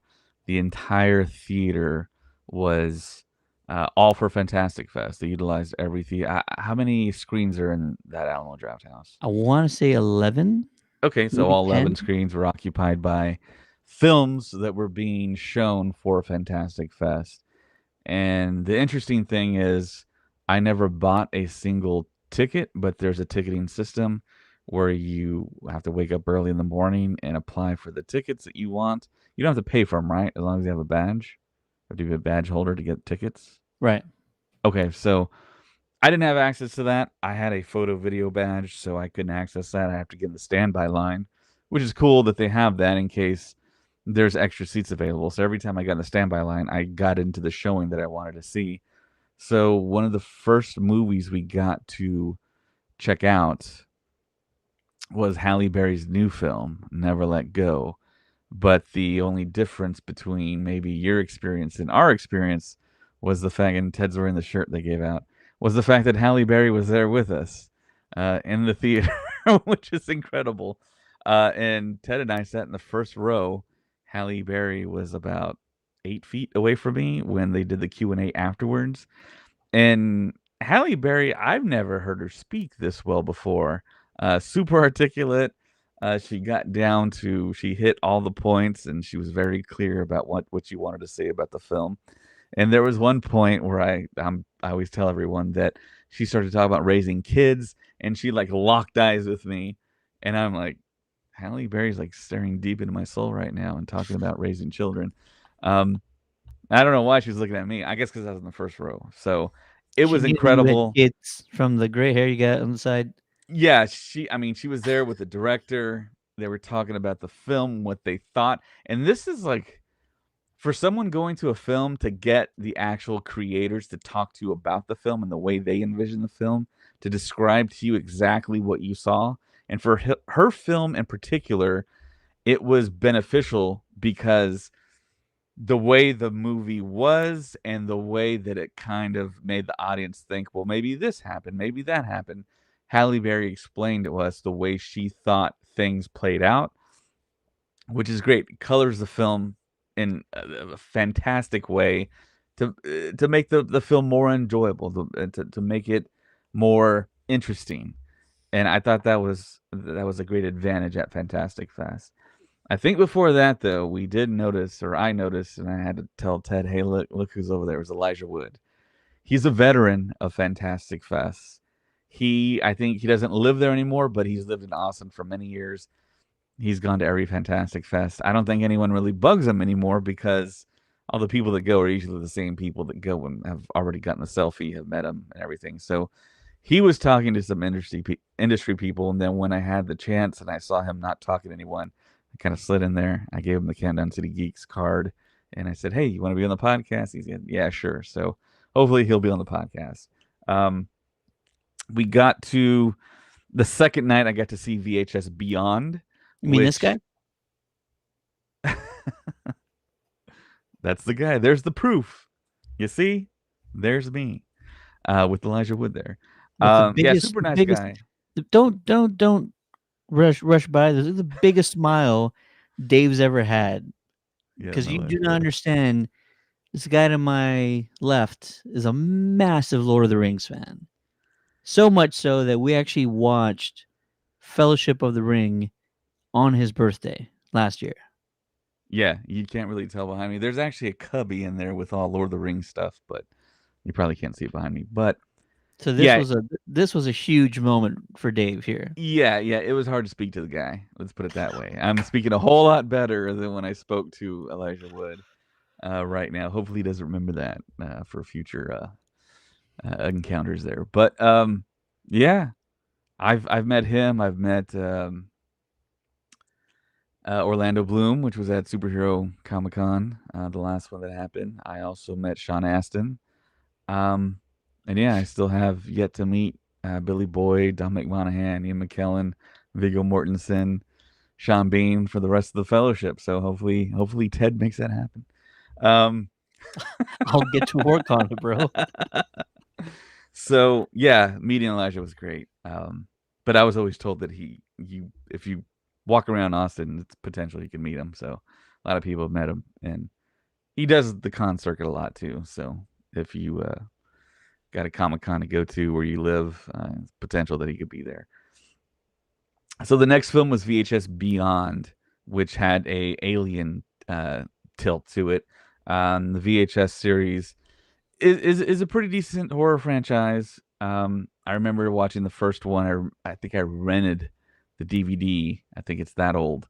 Um, and I watched it. And I like the concept. It's like an anthology series, little stories, kind of like a Twilight Zone, Black Mirror type, and separate unto themselves stories. And the out of the six, I think two really stood out to me because two had situations. One situation I never thought of. Um, it's a whole like alien invasion concept, but something we've never seen before portrayed on screen. Very creative, very I wouldn't say there's one huge jump scare that kind of got me a little bit, and I usually don't jump scare. That guy next to me almost flew out of his chair. And I was like, "Oh my god, dude, are you okay?" Um, but the thing that VHS Beyond does that you will probably be shocked about is the mastery of the shaky handheld cam, like first person point of view angle. They got that as good as maybe you can humanly, scientifically, possibly execute that way of showing a film, and they did it for just about every single one of their anthology stories, and I thought it was terrific and like super great with the cinematography. Um, one of the last shorts actually stars someone that I know, not personally, but a YouTuber named Alana Pierce. Um, and I was shocked that she was in the movie, but it was a concept that I think as a person that loves aliens and thinks about possible UAPs, UFOs dropping down to Earth and being able to investigate them, it was an interesting story. I don't think the ending per se and what they do with their character I would have done, but the actual director of that short is actually one of the actors. I think her name is Kate Siegel. She's Yeah. married to Mike Flanagan. Yep. She directed that part of VHS Beyond, and I sent her I sent Alana Pierce a message saying that was she acted like she was a veteran. Terrific performance, terrific concept. I love that concept of what they pulled off there. I don't want to give too much away because spoilers and stuff, but that was a great experience. And like the intercutting between the anthologies, they had a guy speaking like it was all totally like a legit thing that they were revealing to the masses of planet Earth that we have found actual footage of alien encounters, and there was like a through line story with all the little anthologies kind of sprinkled in there, which was great. I love that. Didn't know what I was walking into, but I thought they were all pretty um, decent to good to better than good. Which The VHS Beyond is now on Shutter, so you oh, can go okay. watch it. If you're at all interested in what Dave's talking about, go watch it. And I've not seen Beyond yet, but I've seen all the other VHS films. I think 1985 is my favorite. It's really good, and so this one I really want to see as well because of Kate's involvement. Justin Long, I think, is also he also is involved in one of the short And I think stories of that the film. short I like the least. Really? No, Yes. Justin. Why? Yeah, his brother was there in person at Fantastic Fest. But I got to give a shout out to the very first episode. It was weird because I knew I was in the theater for VHS Beyond, but it didn't start off like it was VHS Beyond, and I'm like, what the hell am I watching? Because it's like a bunch of cops, and they're not talking about like there's no alien stuff involved, and then you kind of see the alien creature, and I heard some audible what the hells, but it was an awesome design. I loved it. It was so it if you say it out loud, it sounds like it would never work, but on screen it worked, and I was like, hell yes, it makes sense. It was almost like a Grimm's fairy tales type of concept creature in a way. When you see it, you'll know what I'm talking about. So yeah, check it out on Shutter. Um, I think the next film I did was a secret screening. Got to see Saturday Night, which I'm a huge, huge SNL fan. Um, I would stay up to watch SNL on Saturday nights whenever I had a Saturday night at home. And I grew up with Chris Farley and Adam Sandler, David Spade, Dana Carvey, even before that, Toonsis the Cat, Al Franken. I'm from that era, and I love those guys. And Dana Carvey actually came back the other night as someone I think politically. I forgot who. Maybe it was Joe Biden. I don't know. But huge SNL person. I love the mythology, the history, and it chronicles the first 2 hours before the first show even aired. And the cast is terrific. Familiar faces. Maybe you don't know the names, but the faces are very familiar. The guy that they got to play John Belushi looks spot on. It's almost like, did they do a CGI character for John Belushi? He looks just like him, man. I can't believe they found another like quality actor to play that part that looks exactly like him. Um, And Dylan O'Brien is Dan Aykroyd. he okay, so I want to talk about that. So Dylan O'Brien looks to me nothing like Dan Aykroyd, Yeah. but he pulls it off, man, with the cadence in his voice. He somehow channeled young Dan Aykroyd. Sounds exactly like him. The mannerisms, the demeanor on set, the same thing with the actor that played Chevy Chase. You know exactly that's the way Chevy Chase was on set and the way his voice is. I don't know. It was just fantastic. It's like, yeah, they really don't look like them. The guy that played Chevy Chase looked more like Chevy Chase, but I mean, they embodied like the essence of those people. And it was just fantastic. Jason Reitman, I mean, another hit, another masterpiece, man. And the guy that played Lorne Michaels, he was terrific too. And just kind of pulling it all together. I kind of thought of you, Ted, because you're the one that pulls all this stuff together for Countdown. And it's just like this hurricane around you and these people being frantic. And it's like, Ted, what are we going to do? What are we going to do? And here's Ted just like at the eye of the storm, like super calm. Well, we're going to do this and do that. Hopefully do that. I got to go. And we're like, okay, Ted's not phased. I guess we're all good. So it was like that. Um, and yeah, Finn Wolfhard is in there as like a NBC page, and of course Yeah. you get to see the famous like Prometheus statue that's like this, that's gold right above the ice rink there, and they mention it in some of the dialogue between Lorne Michaels and Belushi. Um, but the head writer, man, the head writer killed it. Dry wit, dry humor. It was fantastic to listen to the comebacks and the quips. And Saturday Night definitely has it come out yet? I don't think it has it? No, I think it's November. Yeah, man. It if you're an SNL fan, you gotta check it out, man, because the performances are fantastic, and of course Andy Kaufman is there. You recognize that actor from other things, but he's there. Um, Jean Baptiste, he's a musical performer. I'm not familiar with who he was, but he did a live as they shot soundtrack for the film, and it's very kind of like frenetic, and it fits the film. And that dude's probably going to be an EGOT winner at some point, but he's won a My ton of bad. awards. He's the Saturday Night is out Friday. okay.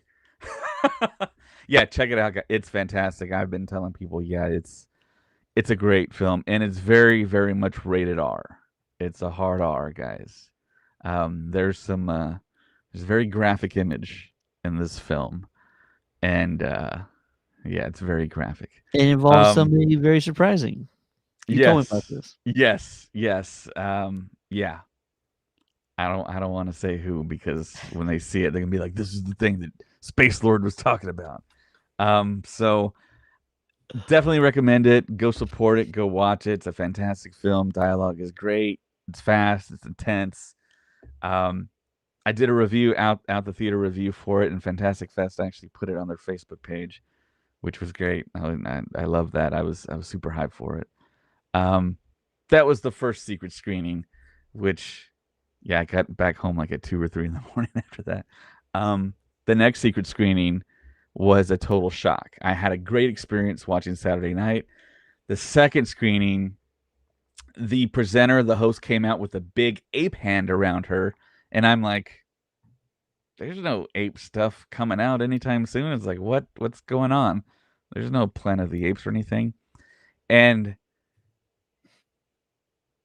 she started talking about singing, and she started dancing around, and then she's like, yes, you're gonna see the biopic of Robbie Williams. I'm like, what? I'm like, a biopic of Robbie Williams. And then Robbie Williams and the director come up on screen, and at the time I didn't know this, but that director was the director of The Greatest Showman. And they introduced the film as a musical biopic, but there's one big catch. Robbie Williams was played by a photorealistic CGI ape for the entire film. And I'm like, okay, that sounds like a Robbie Williams move to pull something like this. And the audience laughed. I don't think the audience like believed that. They maybe thought it was a joke, but the first scene, boom, you see the ape, and then everyone just like started laughing. But it works. I couldn't believe how well it works. You see I mean, we've gone so far in the technology and the CGI. His face was emoting. You could see the emotion. I mean, yeah, there he is right there on screen. That's Robbie Williams on stage at Glastonbury or Wembley or someplace. And there's a different actor that Robbie Williams doesn't play that actor. It's a different actor, but you do hear a little bit of Robbie Williams voiceover. And he does play some of the hits where they do some musical numbers. So it's a quasi musical. Um, but it's all about his life. It's a biopic. You see how he started, how he came to be, his his relationship with his parents, in particular with his grandmother and his father. Very moving, very touching. The performances are great. The music is great. If you see it somewhere, see it in a loud theater. Um, I loved it. I told Ted right afterwards, I was like, this might be one of my favorite films ever because I'm not one for musicals, but the way they incorporated the music and the effects, they don't stay very traditional. They just do what they feel is right to show you in the film, and it all works. They pull all the right moves, all the right angles. The casting was great, and there's a real history behind it. And I really thought it was terrific. It premiered at TIFF at the Toronto International Film Festival maybe a month before Fantastic Fest, so people kind of knew about it. But so glad it was such a rush seeing this film as a secret screening at Fantastic Fest, and I totally endorse it. And I felt at the time that it's a Christmas movie. It felt like they should release it at Christmas time. So it is going to be released at Christmas time, very very limited release, and then it's going to go wide release in January, which I don't know why they just don't release it wide on Christmas. I mean, I think it would be I think it would be pretty successful at Christmas, but I think it's going to be like New York, LA, and some other spots in the Americas. So I can't wait to watch. You said some really interesting things about it, yeah, and I only know maybe two Robbie Williams songs. He didn't really break into the US market, I think, right, as much as people thought he would, but he did have like two, I think, pretty substantial hits in the US. yeah, But yeah. he's a worldwide icon, I think. Right. I've seen him perform at the UEFA Champions League, like the pregame ceremony. Actually, along with I think it was him and Dua Lipa, in successive years. So yeah, he's Wow. way bigger on the other side of the planet. But I mean, he's like England's like biggest pop star. I'm trying to think of who to compare him to in America. I don't think there really is. Um, maybe think about like a younger um, But he's also a little unorthodox. Like he says he says yeah, he outlandish things a right, he lot. He rides a doesn't line of he doesn't being a really jerk care. and being like, "Okay," you know? It's that type of thing. But I mean, he seems like a cool guy, and I mean, he's just like living up. He is like the definition of pop star. The way he acts, the way he talks. Um, but they get key points across, I think, very well in this film.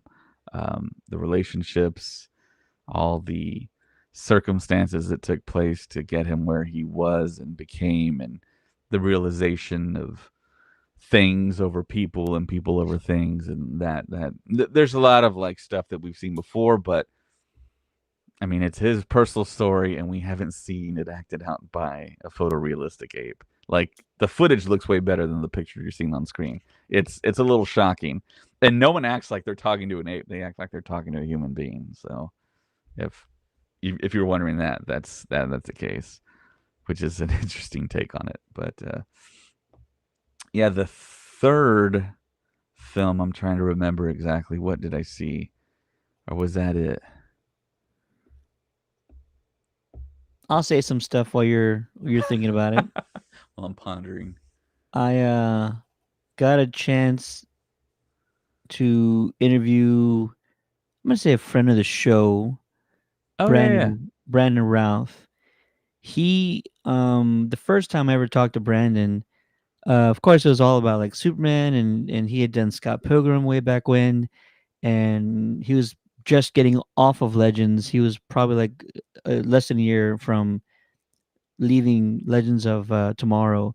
And so when I talked to Brandon, the thing that I took away from talking to Brandon Routh was that he desperately wanted to get into more comedy projects. And I felt for the guy. I was just like, you could tell in his voice and the way he kind of spoke about it. It's like he has this urge and he has this need to do more comedic things, but I don't feel like we really put him in that position because he was Clark Kent.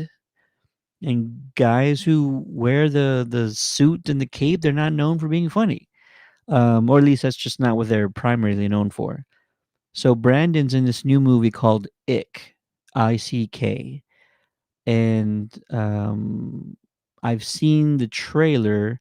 I didn't get a chance to see the film at Fantastic Fest because my schedule didn't correspond. But it's directed by Joseph Kahn, who people might know from other projects. Brandon's co-stars Mina Suvari. Really cool that Mina's doing more stuff, and it's a comedic zombie apocalyptic movie. So go check it out when it drops.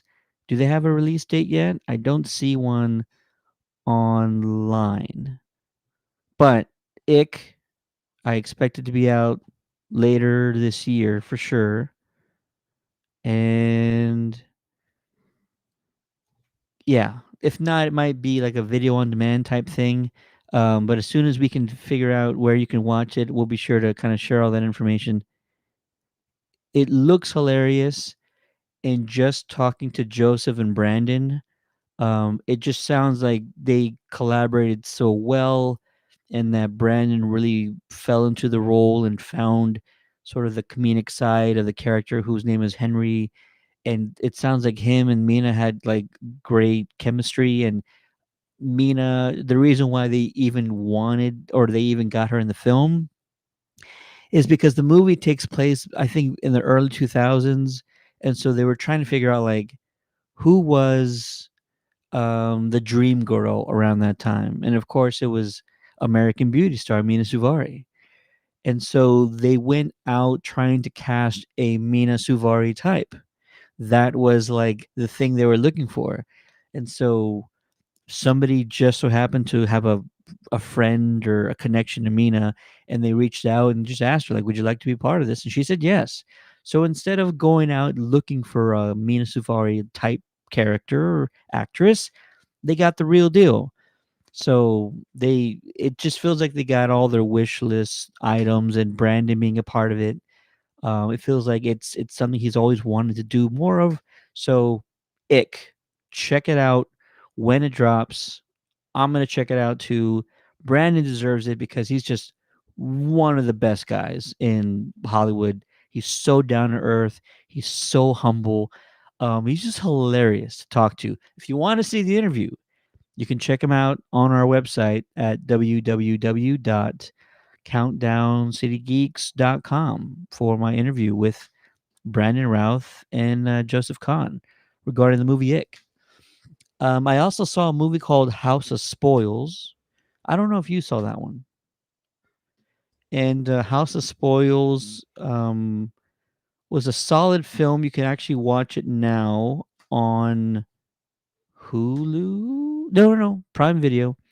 It stars Ariana Dubois, I believe, and she plays a entrepreneur chef who buys this like rundown mansion out in the countryside, and she wants to open this like extremely fancy rare restaurant. And there just so happens to be an entity or a force living within the walls of this place, and it gets really intense at times. She begins to hallucinate the special effects on what she sees. I don't want to spoil it, no pun intended, but the special effects that you see are really fantastic. It's a great story. It kind of is trying to piggyback off, the big old chef craze. You have shows like The Bear. You have that movie that came out, I think it was The Invitation or The Menu that came out recently. So there's this little infatuation with chefs right now. And so this kind of pulls from that a little bit. I actually am intrigued by watching these projects. It's really good. The effects are great. The story is well written. And Steven Seagal's in it. you're lying to my face. The cast just got pulled up right now on my phone. Ariana DeBose, Barbie Ferreira, and Steven Seagal, along with Martin Sakis, who played Celeborn in Lord of the Rings. Also, Arian Moyed, who was in No Way Home. If he's in it, he had a really small part. I don't remember the guy at all. Hmm. That's interesting. Maybe somebody hacked the page. I don't know. um, yeah. So the House of Spoils on Prime Video now, and I think it's PG-13. So if you nope, it says rated R. But I'm trying to think of why it's rated R. I mean, I guess there are some scenes with blood. She's a chef, so things happen in the kitchen. That might be the only reason why. So just minor violence and some disturbing images. All in all, really enjoyed it. Solid, solid film, solid movie. Great performance by Ariana. She was incredible in this role, and she's asked to do so much because it takes a lot to kind of open a restaurant, but also she's just impacted severely by whatever force is living within this building, and so it affects her just so much. It takes so much out of her, and it's really good. And I don't want to spoil anything. She's asked to do a lot, and she really pulls it off. I also saw. I think my favorite movie of the event is a movie called um, "What Happened to Dorothy Bell," and that movie, I don't think there's a release date either. But "What Happened to Dorothy Bell" is almost like a found footage, but not really. It just sort of uses a little bit of the component of found footage. The main character plays, who's also a fantastic individual, Asia Meadows. She plays a character named Ozzy Gray. Ozzy Gray is a teenager, mid-teens, late teens maybe, who went through some childhood trauma with her grandmother. That's all she remembers. But you get to that age, usually like in high school or like early years of college, where you start getting really curious about your life and like where you came from and your relatives and your past. So Ozzy decides to start looking into what happened during this traumatic experience between her and her grandmother. Her grandmother, who is actually Dorothy Bell, where it's named after. And I I won't say what happened, but that leads to the rest of the story. And Asia's character Ozzy, uses a video camera to record like a diary of herself and what she finds out. And so that's the found footage component of this movie is her recording herself, her Skyping with her therapist.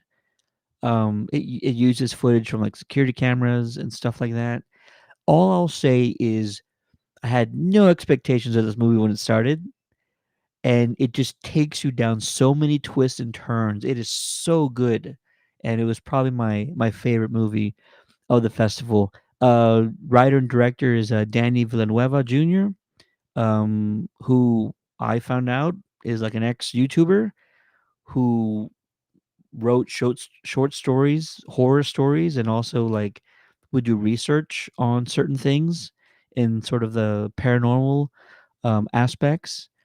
And oh, by the way, this also stars the legendary Lisa Wilcox from Friday the 13th Legends. She's incredible in this movie. And then shout out to Sargon Odicho, who uh, plays Amir in this movie. It's great. He's a great character. It just the movie focuses on Ozzy the most, and then Amir comes in towards the end, and all hell breaks loose. I'm not gonna say what happens, but it's really good. I'm going to share when it drops and all that. But what happened to Dorothy Bell? Put it on your spooky season list, and hope it comes out sooner than later. Yeah, I really enjoyed it. Solid. And then the cool part is we got to hang out with Asia and Sargon at the festival. There was a karaoke party one night. The two of them were there. Asia sang. I got some great footage. She's a part of one of the clips, and we just got to talk. They're in their mid-20s, and they have like their careers ahead of them. I think they're both really talented, and so if you hear those names later, Asia Meadows or Sargon Odicho, you'll know you heard first from. You heard from me. And I did see one other movie, AJ Goes to the Dog Park, which is almost like a live action. The tone of it is sort of like a live action South Park episode. It's just bonkers. It's absurd a lot of times, but it's a great story because it was made by three lifelong best friends who just loved making movies growing up, and now they're in their 30s and early 40s, and they decided we're going to go back and we're going to make this one movie, and it's going to be ridiculous, it's going to be hilarious, and we're going to make it in Fargo because that's where they're from. So they made it in Fargo. Took them 3 years, and it is bonkers. It is absolutely bonkers. It belongs on Adult Swim tomorrow. It would just be perfect on Adult Swim. But AJ Goes to the Dog Park was the last movie I believe that I saw. Yeah. Oh well, we also saw the one with Sebastian Stan.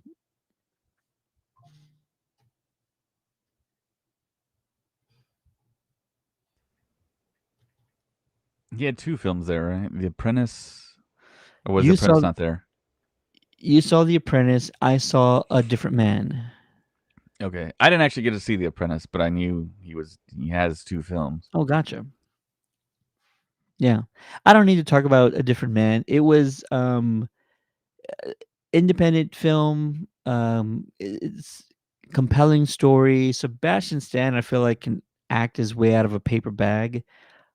He really is like flexing his acting skills with all these movies he's done. Even like where he played Tommy Lee in that Pam and Tommy miniseries. Like I feel like he can just do anything right now. And so a different man, he plays his disfigured individual who looks just extremely kind of grotesque. And I'm gonna fix my camera here in a second. But yeah, it's just a story about sort of learning to adapt or have just the right amount of self-worth, and if you don't, it can kind of lead you to do things you wouldn't anticipate. And so he kind of is tortured by the fact by he doesn't have any self-worth. And even though he kind of goes through some drastic changes and things that he feels like would better his life, it doesn't turn out the way exactly he thought it would. So yeah, it's a crazy story, and it also stars an individual who really does have some facial abnormalities, Adam Pearson, and Adam is just like this ball of energy. He's just so charismatic. Um, he's so talented, and he comes into this movie like midway through and steals the show from Sebastian Stan. It's just pretty amazing. And so they're doing this tour together, and it's funny because Adam is the jokester, and Adam's got all the charisma, and Sebastian on this press tour, he's sort of just kind of playing the kind of the straight and narrow guy during this whole thing. It's pretty funny to kind of see them interact with one another. Adam's just making Sebastian laugh his tail off everywhere they go.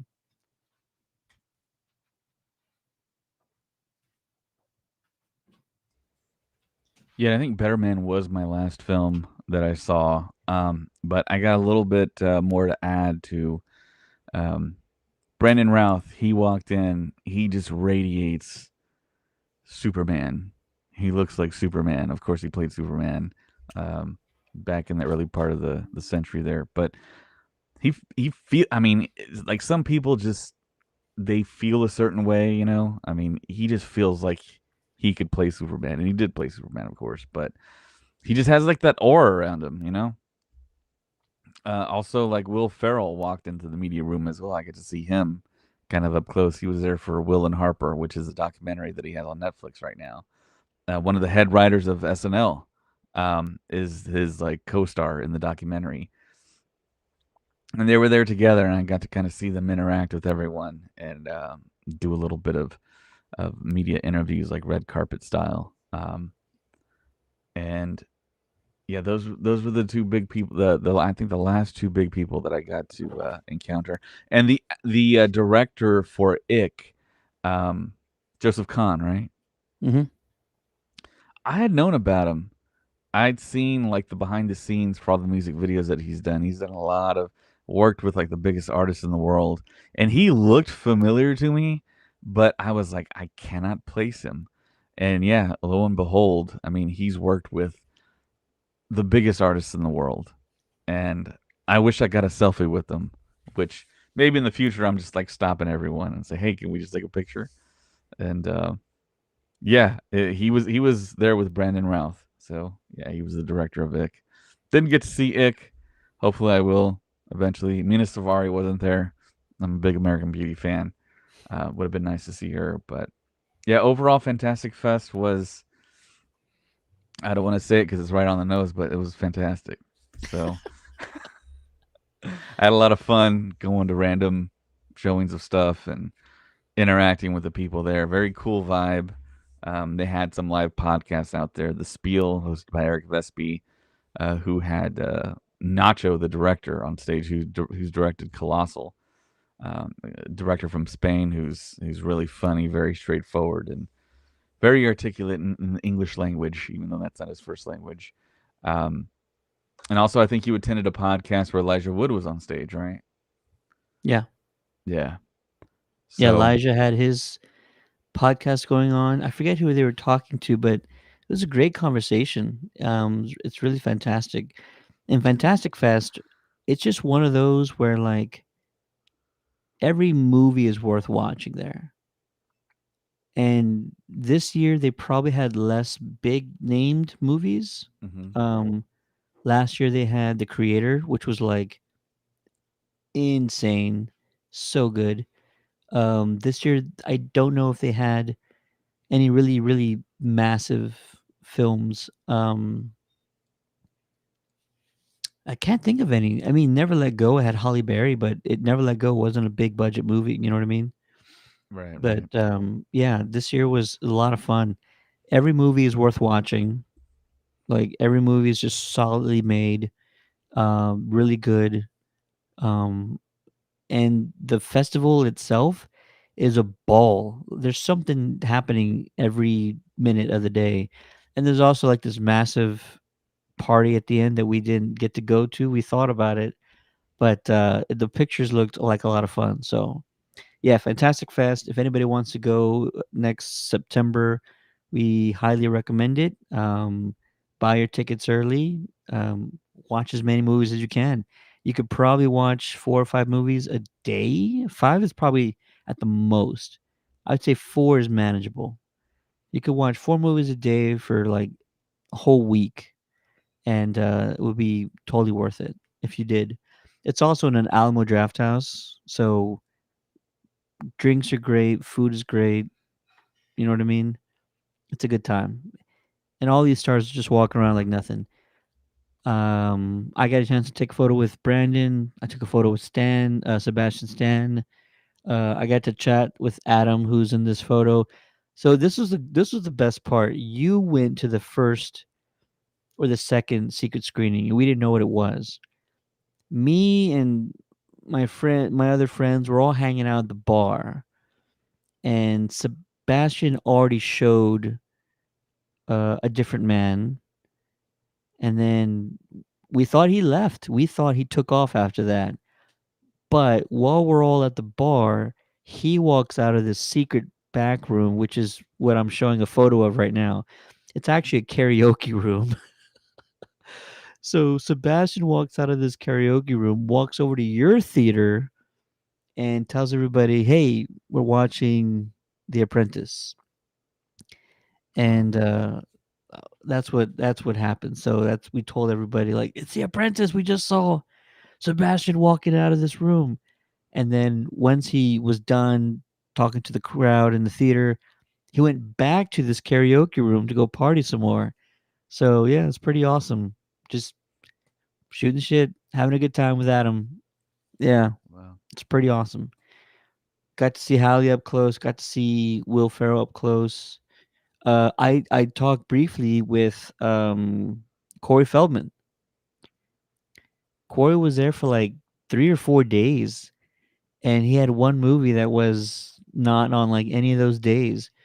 But the first time I approached him, his gorilla of a bodyguard stopped me, and I'm like, "Bro, I'm just trying to talk, bro." And I was pressed. I wasn't like just some random fan or whatever. But the second time I talked to him a little bit about Lost Boys, which is like made a huge impact on me loving horror movies. Lost Boys is probably the first horror movie I actually watched, and it was rated R. I'm pretty sure. I'm pretty sure it is. And so that left a huge that had a huge impact on me loving horror movies because And it's music just so with the good. saxophone guy.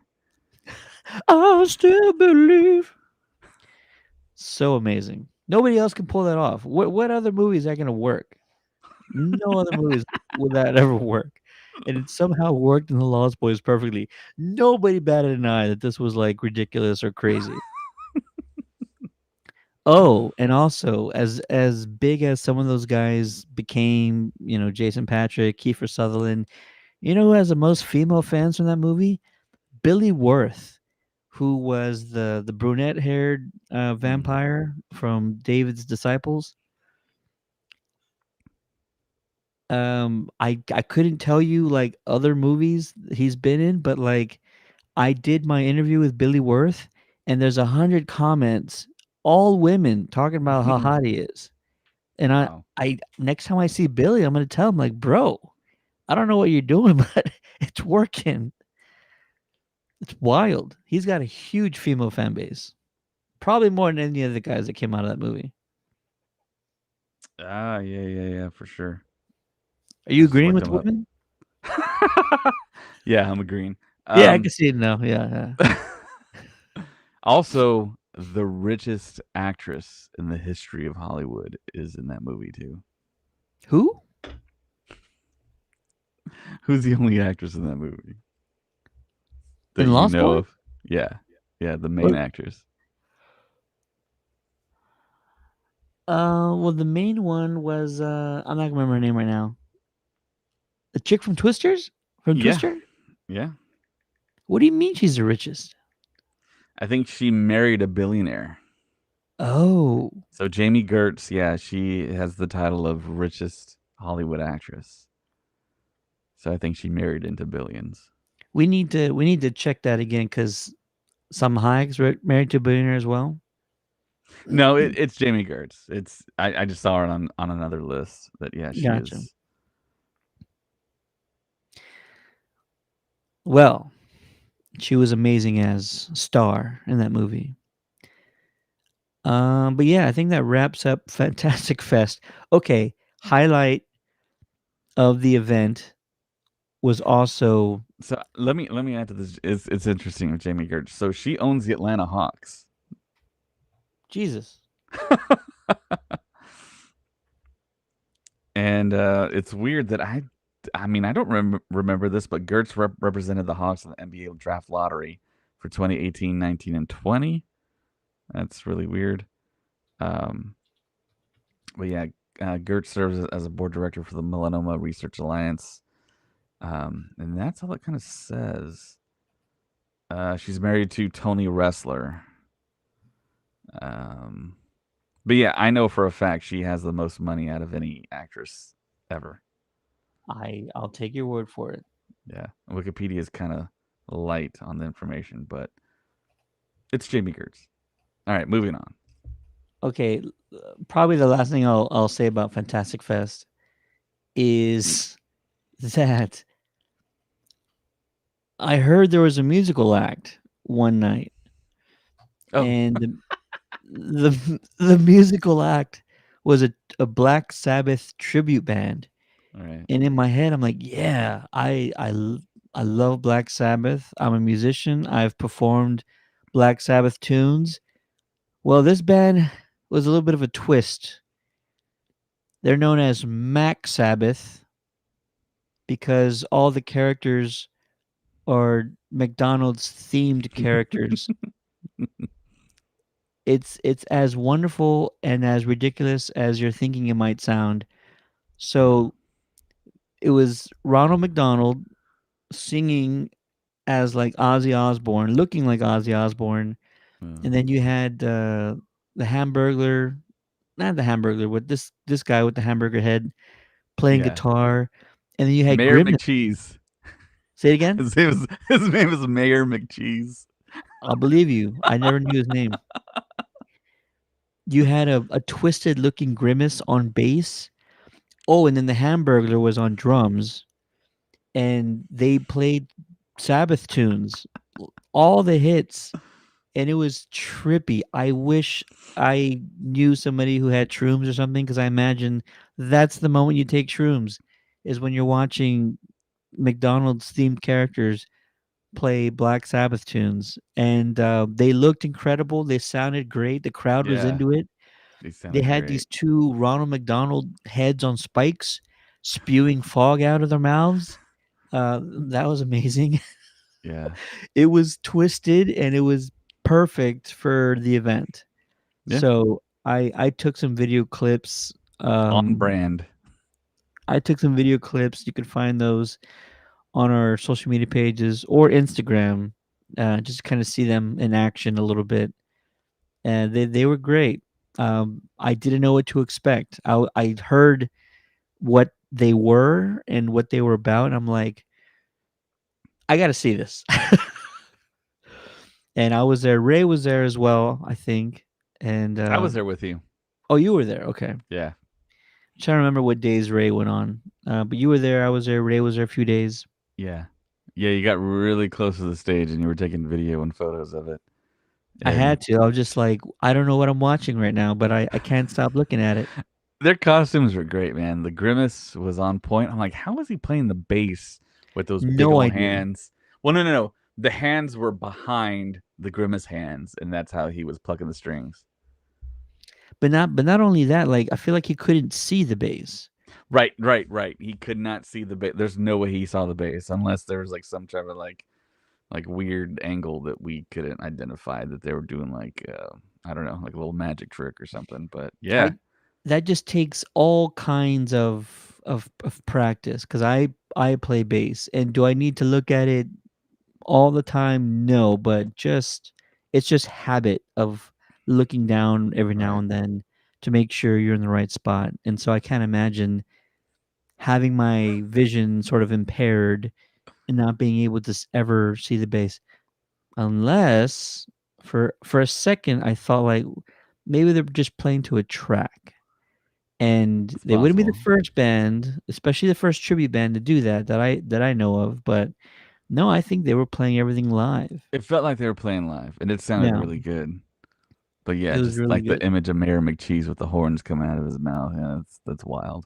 My video of him is great because like he's like headbanging, well, and so it's like he's looking straight, and then as soon Oh as my I gosh, pull the camera up, he just headbangs. He's like looking right at me, like he's about that's to kill me wild. with those big ass tusks. Yeah, Yeah, it was wild, man. Fantastic Fest is a trip. It's great. I If you're a movie fan, you gotta go one of these times. It's just really amazing. Um, cool. The last thing I'll bring up was that we were back in Austin a few days later for the 30th anniversary of Dazed and Confused. Yeah, that's right. We're all getting old, folks. Dazed and it's wild. Confused came out 30 years ago. And it was a reunion of the director. Most of the cast came out, but you remember who was in that movie, and they couldn't get them all. So we were part of the red carpet, and we got a chance to talk to the director. We talked to like a lot of the cast that was there. And bucket list for me, I'm gonna pull her up right now. I got an opportunity to talk to the legendary Mila Jovovich from everything. Resident Evil, Fifth Element, just so many iconic roles. And I've already told Dave this story, so he's sick of hearing it, but I'm going to tell everybody else who hasn't heard my story. This was a big moment for me. I've been lucky enough to talk to a lot of folks, but I was definitely sort of nervous to talk to her. And so during our 3-4 minute interview, I'm trying to play it cool. Inside, internally, I'm freaking out. I am fanboying out, literally every second that I'm talking to her and she's talking to me. And I don't know why people keep saying don't meet your heroes. I've been a huge fan of hers for decades, and she was just so incredibly kind and open and talkative, and it just seemed like she was so amazing. And so I get through the interview, and because I didn't stutter or pass out, I considered it a massive success. So we said our thank. I said my thank yous, said our goodbyes. We talked like a little bit right afterwards off camera because I had seen her in something else recently, and I went off to the side because that was my last interview, and I went to go try and calm the hell down because I was still on my cloud nine high. So I went grabbed a beer, an IPA because I was in Austin, and I was just chilling. About 2 minutes go by, and somebody starts walking over towards me. And who was it, you ask? Mila Jovovich for round two. Just when I thought I could calm down, she came waltzing over, and she surprised me with a question that I did not ever expect to hear, nor have I ever heard from another celebrity. Mila said, "Is that a beer? Where can I get one?" And I'm like, "What?" And it took me by surprise because it's a fancy event. She's there. They have wine flowing everywhere. So I'm like, "You sure you want a beer? You don't want a wine?" She goes, "No, I want a beer." I was like, "All right." I said, "Follow me." And to my surprise, she followed. We go to the bar. I had already talked to the bartender. I know beers, so I knew they had two. One was a heavier IPA. And I told Mila, I was like, "This is an IPA, but this is a lighter beer. It's a like Pilsner lager, maybe." She goes, "Oh, yeah, I want the lighter one." So in my head, I think, cool. I got Mila Jovovich a beer. My job is done. I'm going to go back and try and calm down again because now I'm just freaking out even more. Mila doesn't let me. Mila grabs her beer, she puts it towards me, and she says, "Cheers." And I about lost my ever loving mind because I'm like, "What do you mean, cheers? Oh, let me relax. Oh, I cheers Mila Jovovich, which I'm saying it out loud. It sounds insane. Oh man, yeah. So we cheers, and then she kept talking, and she kept talking to me, and I know I'm saying it like it's a bad thing, but I just could not believe how down to earth and how cool she was. And I know people say like, "Oh, they're just normal people," but not like that. They don't go around asking for beers and like wanting to shoot the shit with you. I've talked to a lot of celebrities. None of them done that. So Mila's the coolest, literally the coolest. If anybody ever asks, you tell them Mila is the coolest. Um, the one thing she told me that was kind of surprising was that we're probably not getting a sequel to Monster Hunter,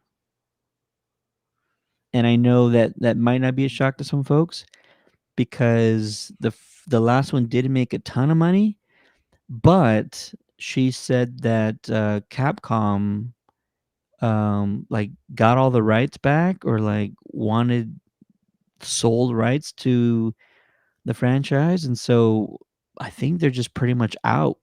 They're just no passing go, no collecting $200. So they've basically just been stopped from developing a sequel at all. and she was really excited to be a part of that franchise. So it's kind of a bummer for her. But that's my Mila story. So we talked a little bit, and then she went to go do one more interview, and then I said, okay, now I'm finally gonna go lie down somewhere because that's just too much excitement for one afternoon. Yeah, Ted. Yeah, If nobody really knows this, if you hang out with Ted, beautiful women show up.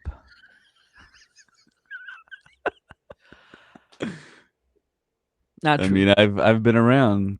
I Okay, it's mean, true because my wife San showed up. Diego, So. yeah. Also, San Diego Comic Con. It, That it was it it could have had a lot to do with the place that we were hanging out at too. I mean, could have very been, could have very been. very exclusive. Even though somehow we got in and they didn't kick us out. You know what I, you know what I love telling about that story because I've told that story to some folks, Yeah. and I know this is gonna. It already sounds awkward, but to anybody who's still watching, I know we've been going on for like 3 hours. Anybody who's still watching, we were in San Diego and we were hanging out at this fancy restaurant because we knew that there were like some stars there. Anthony Starr was there, who plays Homelander on The Boys. The guy who plays Deep was also there, and there's a few other stars there. So we were A, hanging out, drinking at the bar. B, would go shake hands with Anthony if he ever got up, or and I did, by the way. But these two like model looking women sat next to us and started talking to us, and we were just like, what are you doing? We're trying to talk to Homelander and Deep. Like, you're The bothering. worst possible time beautiful women approach us. We're It's like, like no.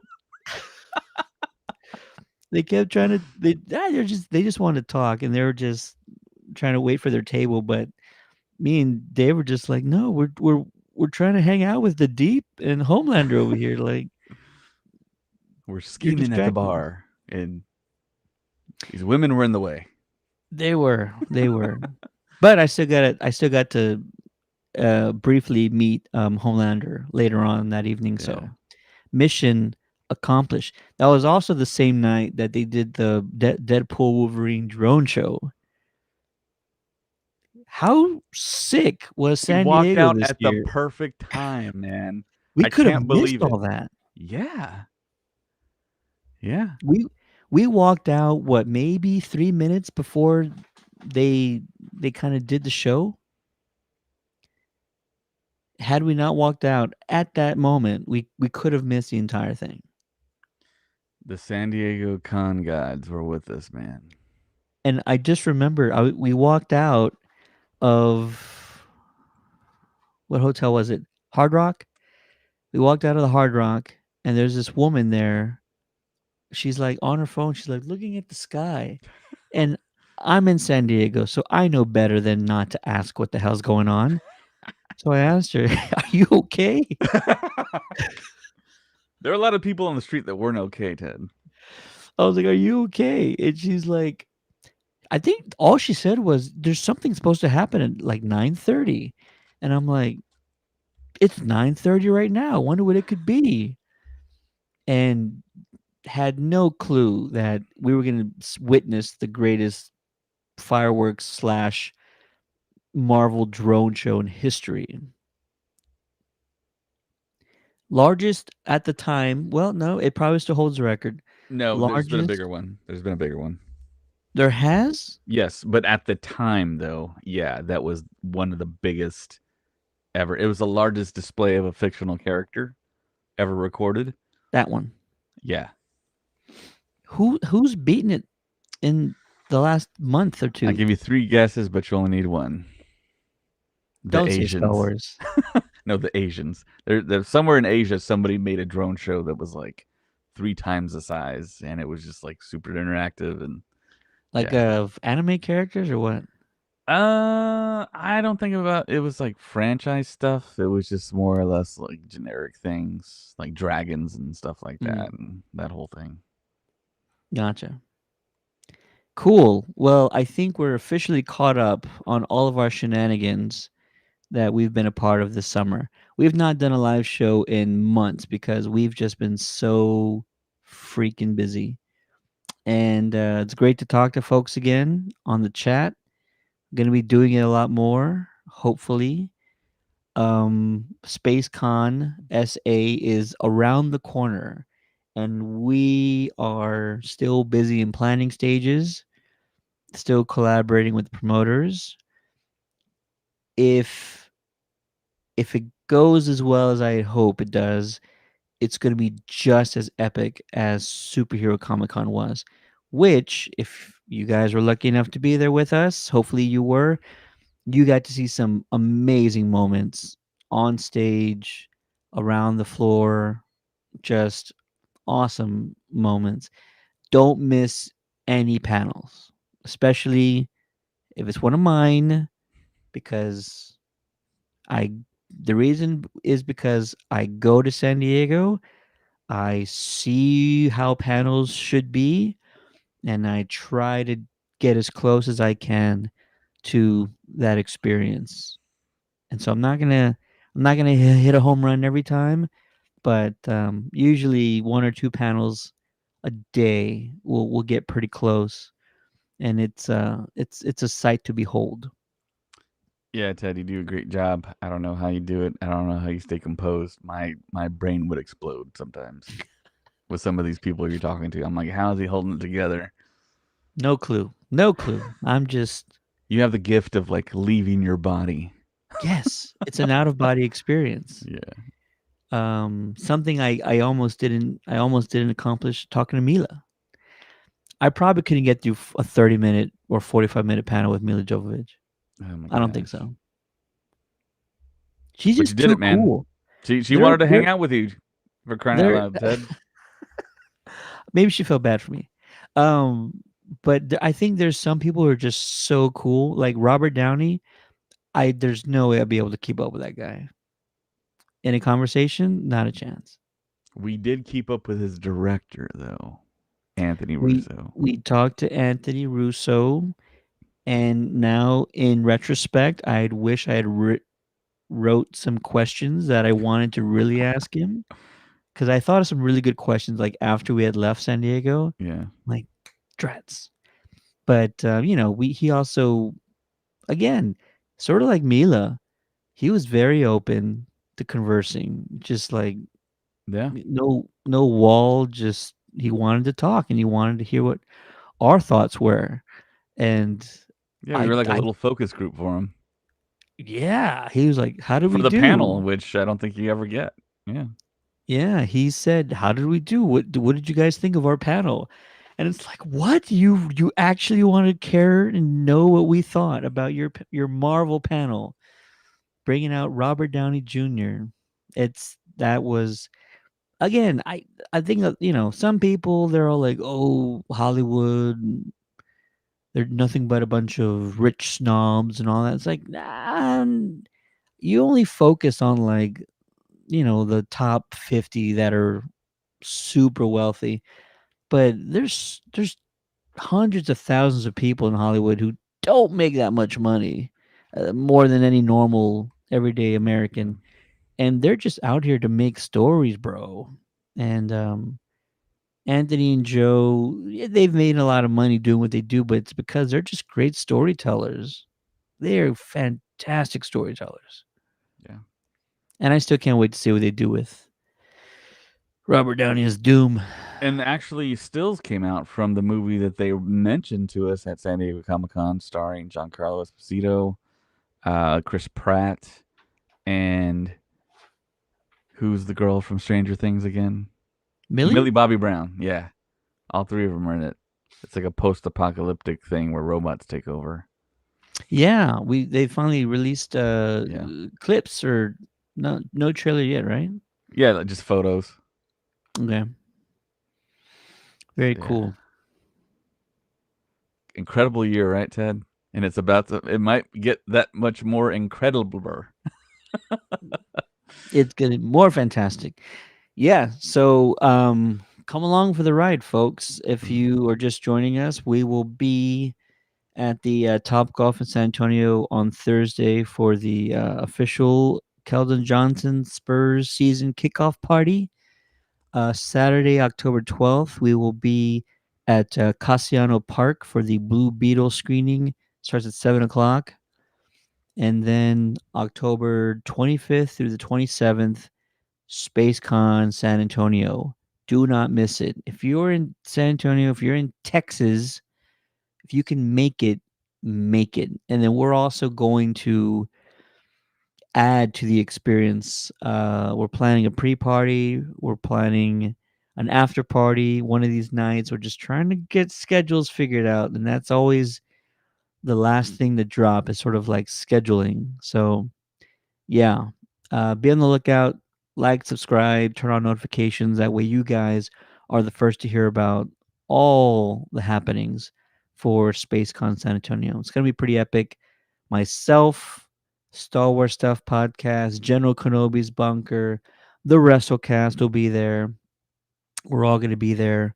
We'll have some friends with us as well, and we will be covering the event like nobody else can.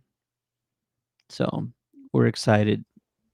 We're lucky enough to be a part of this. This is like the fifth, maybe, event I think I've done. Maybe the sixth, fifth or sixth event I've done with these promoters, and they're just amazing people. They care about the con going experience. I mean, food's not expensive. You get refillable snack buckets. You get refillable drinks. I mean, you get so much for the money you spend.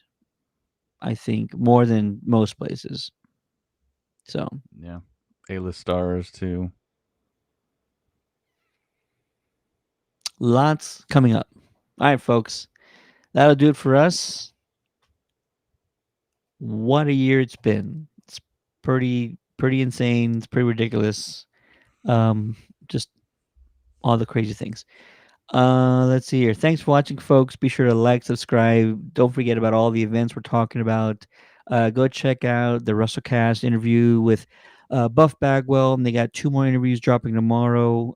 We got more interviews dropping from Fantastic Fest and from the Days of Confused 30th anniversary, dropping this week. And yeah, be on the lookout for more stuff that's happening very, very soon. For the Countdown City Geeks, my name is Ted, aka Steady. Joining me on this very long stream is the one, the only Space Lord. That's David, aka Space Lord. We appreciate you guys. Have a great night. We will talk to you soon. Get ready because good times are on the way. Peace.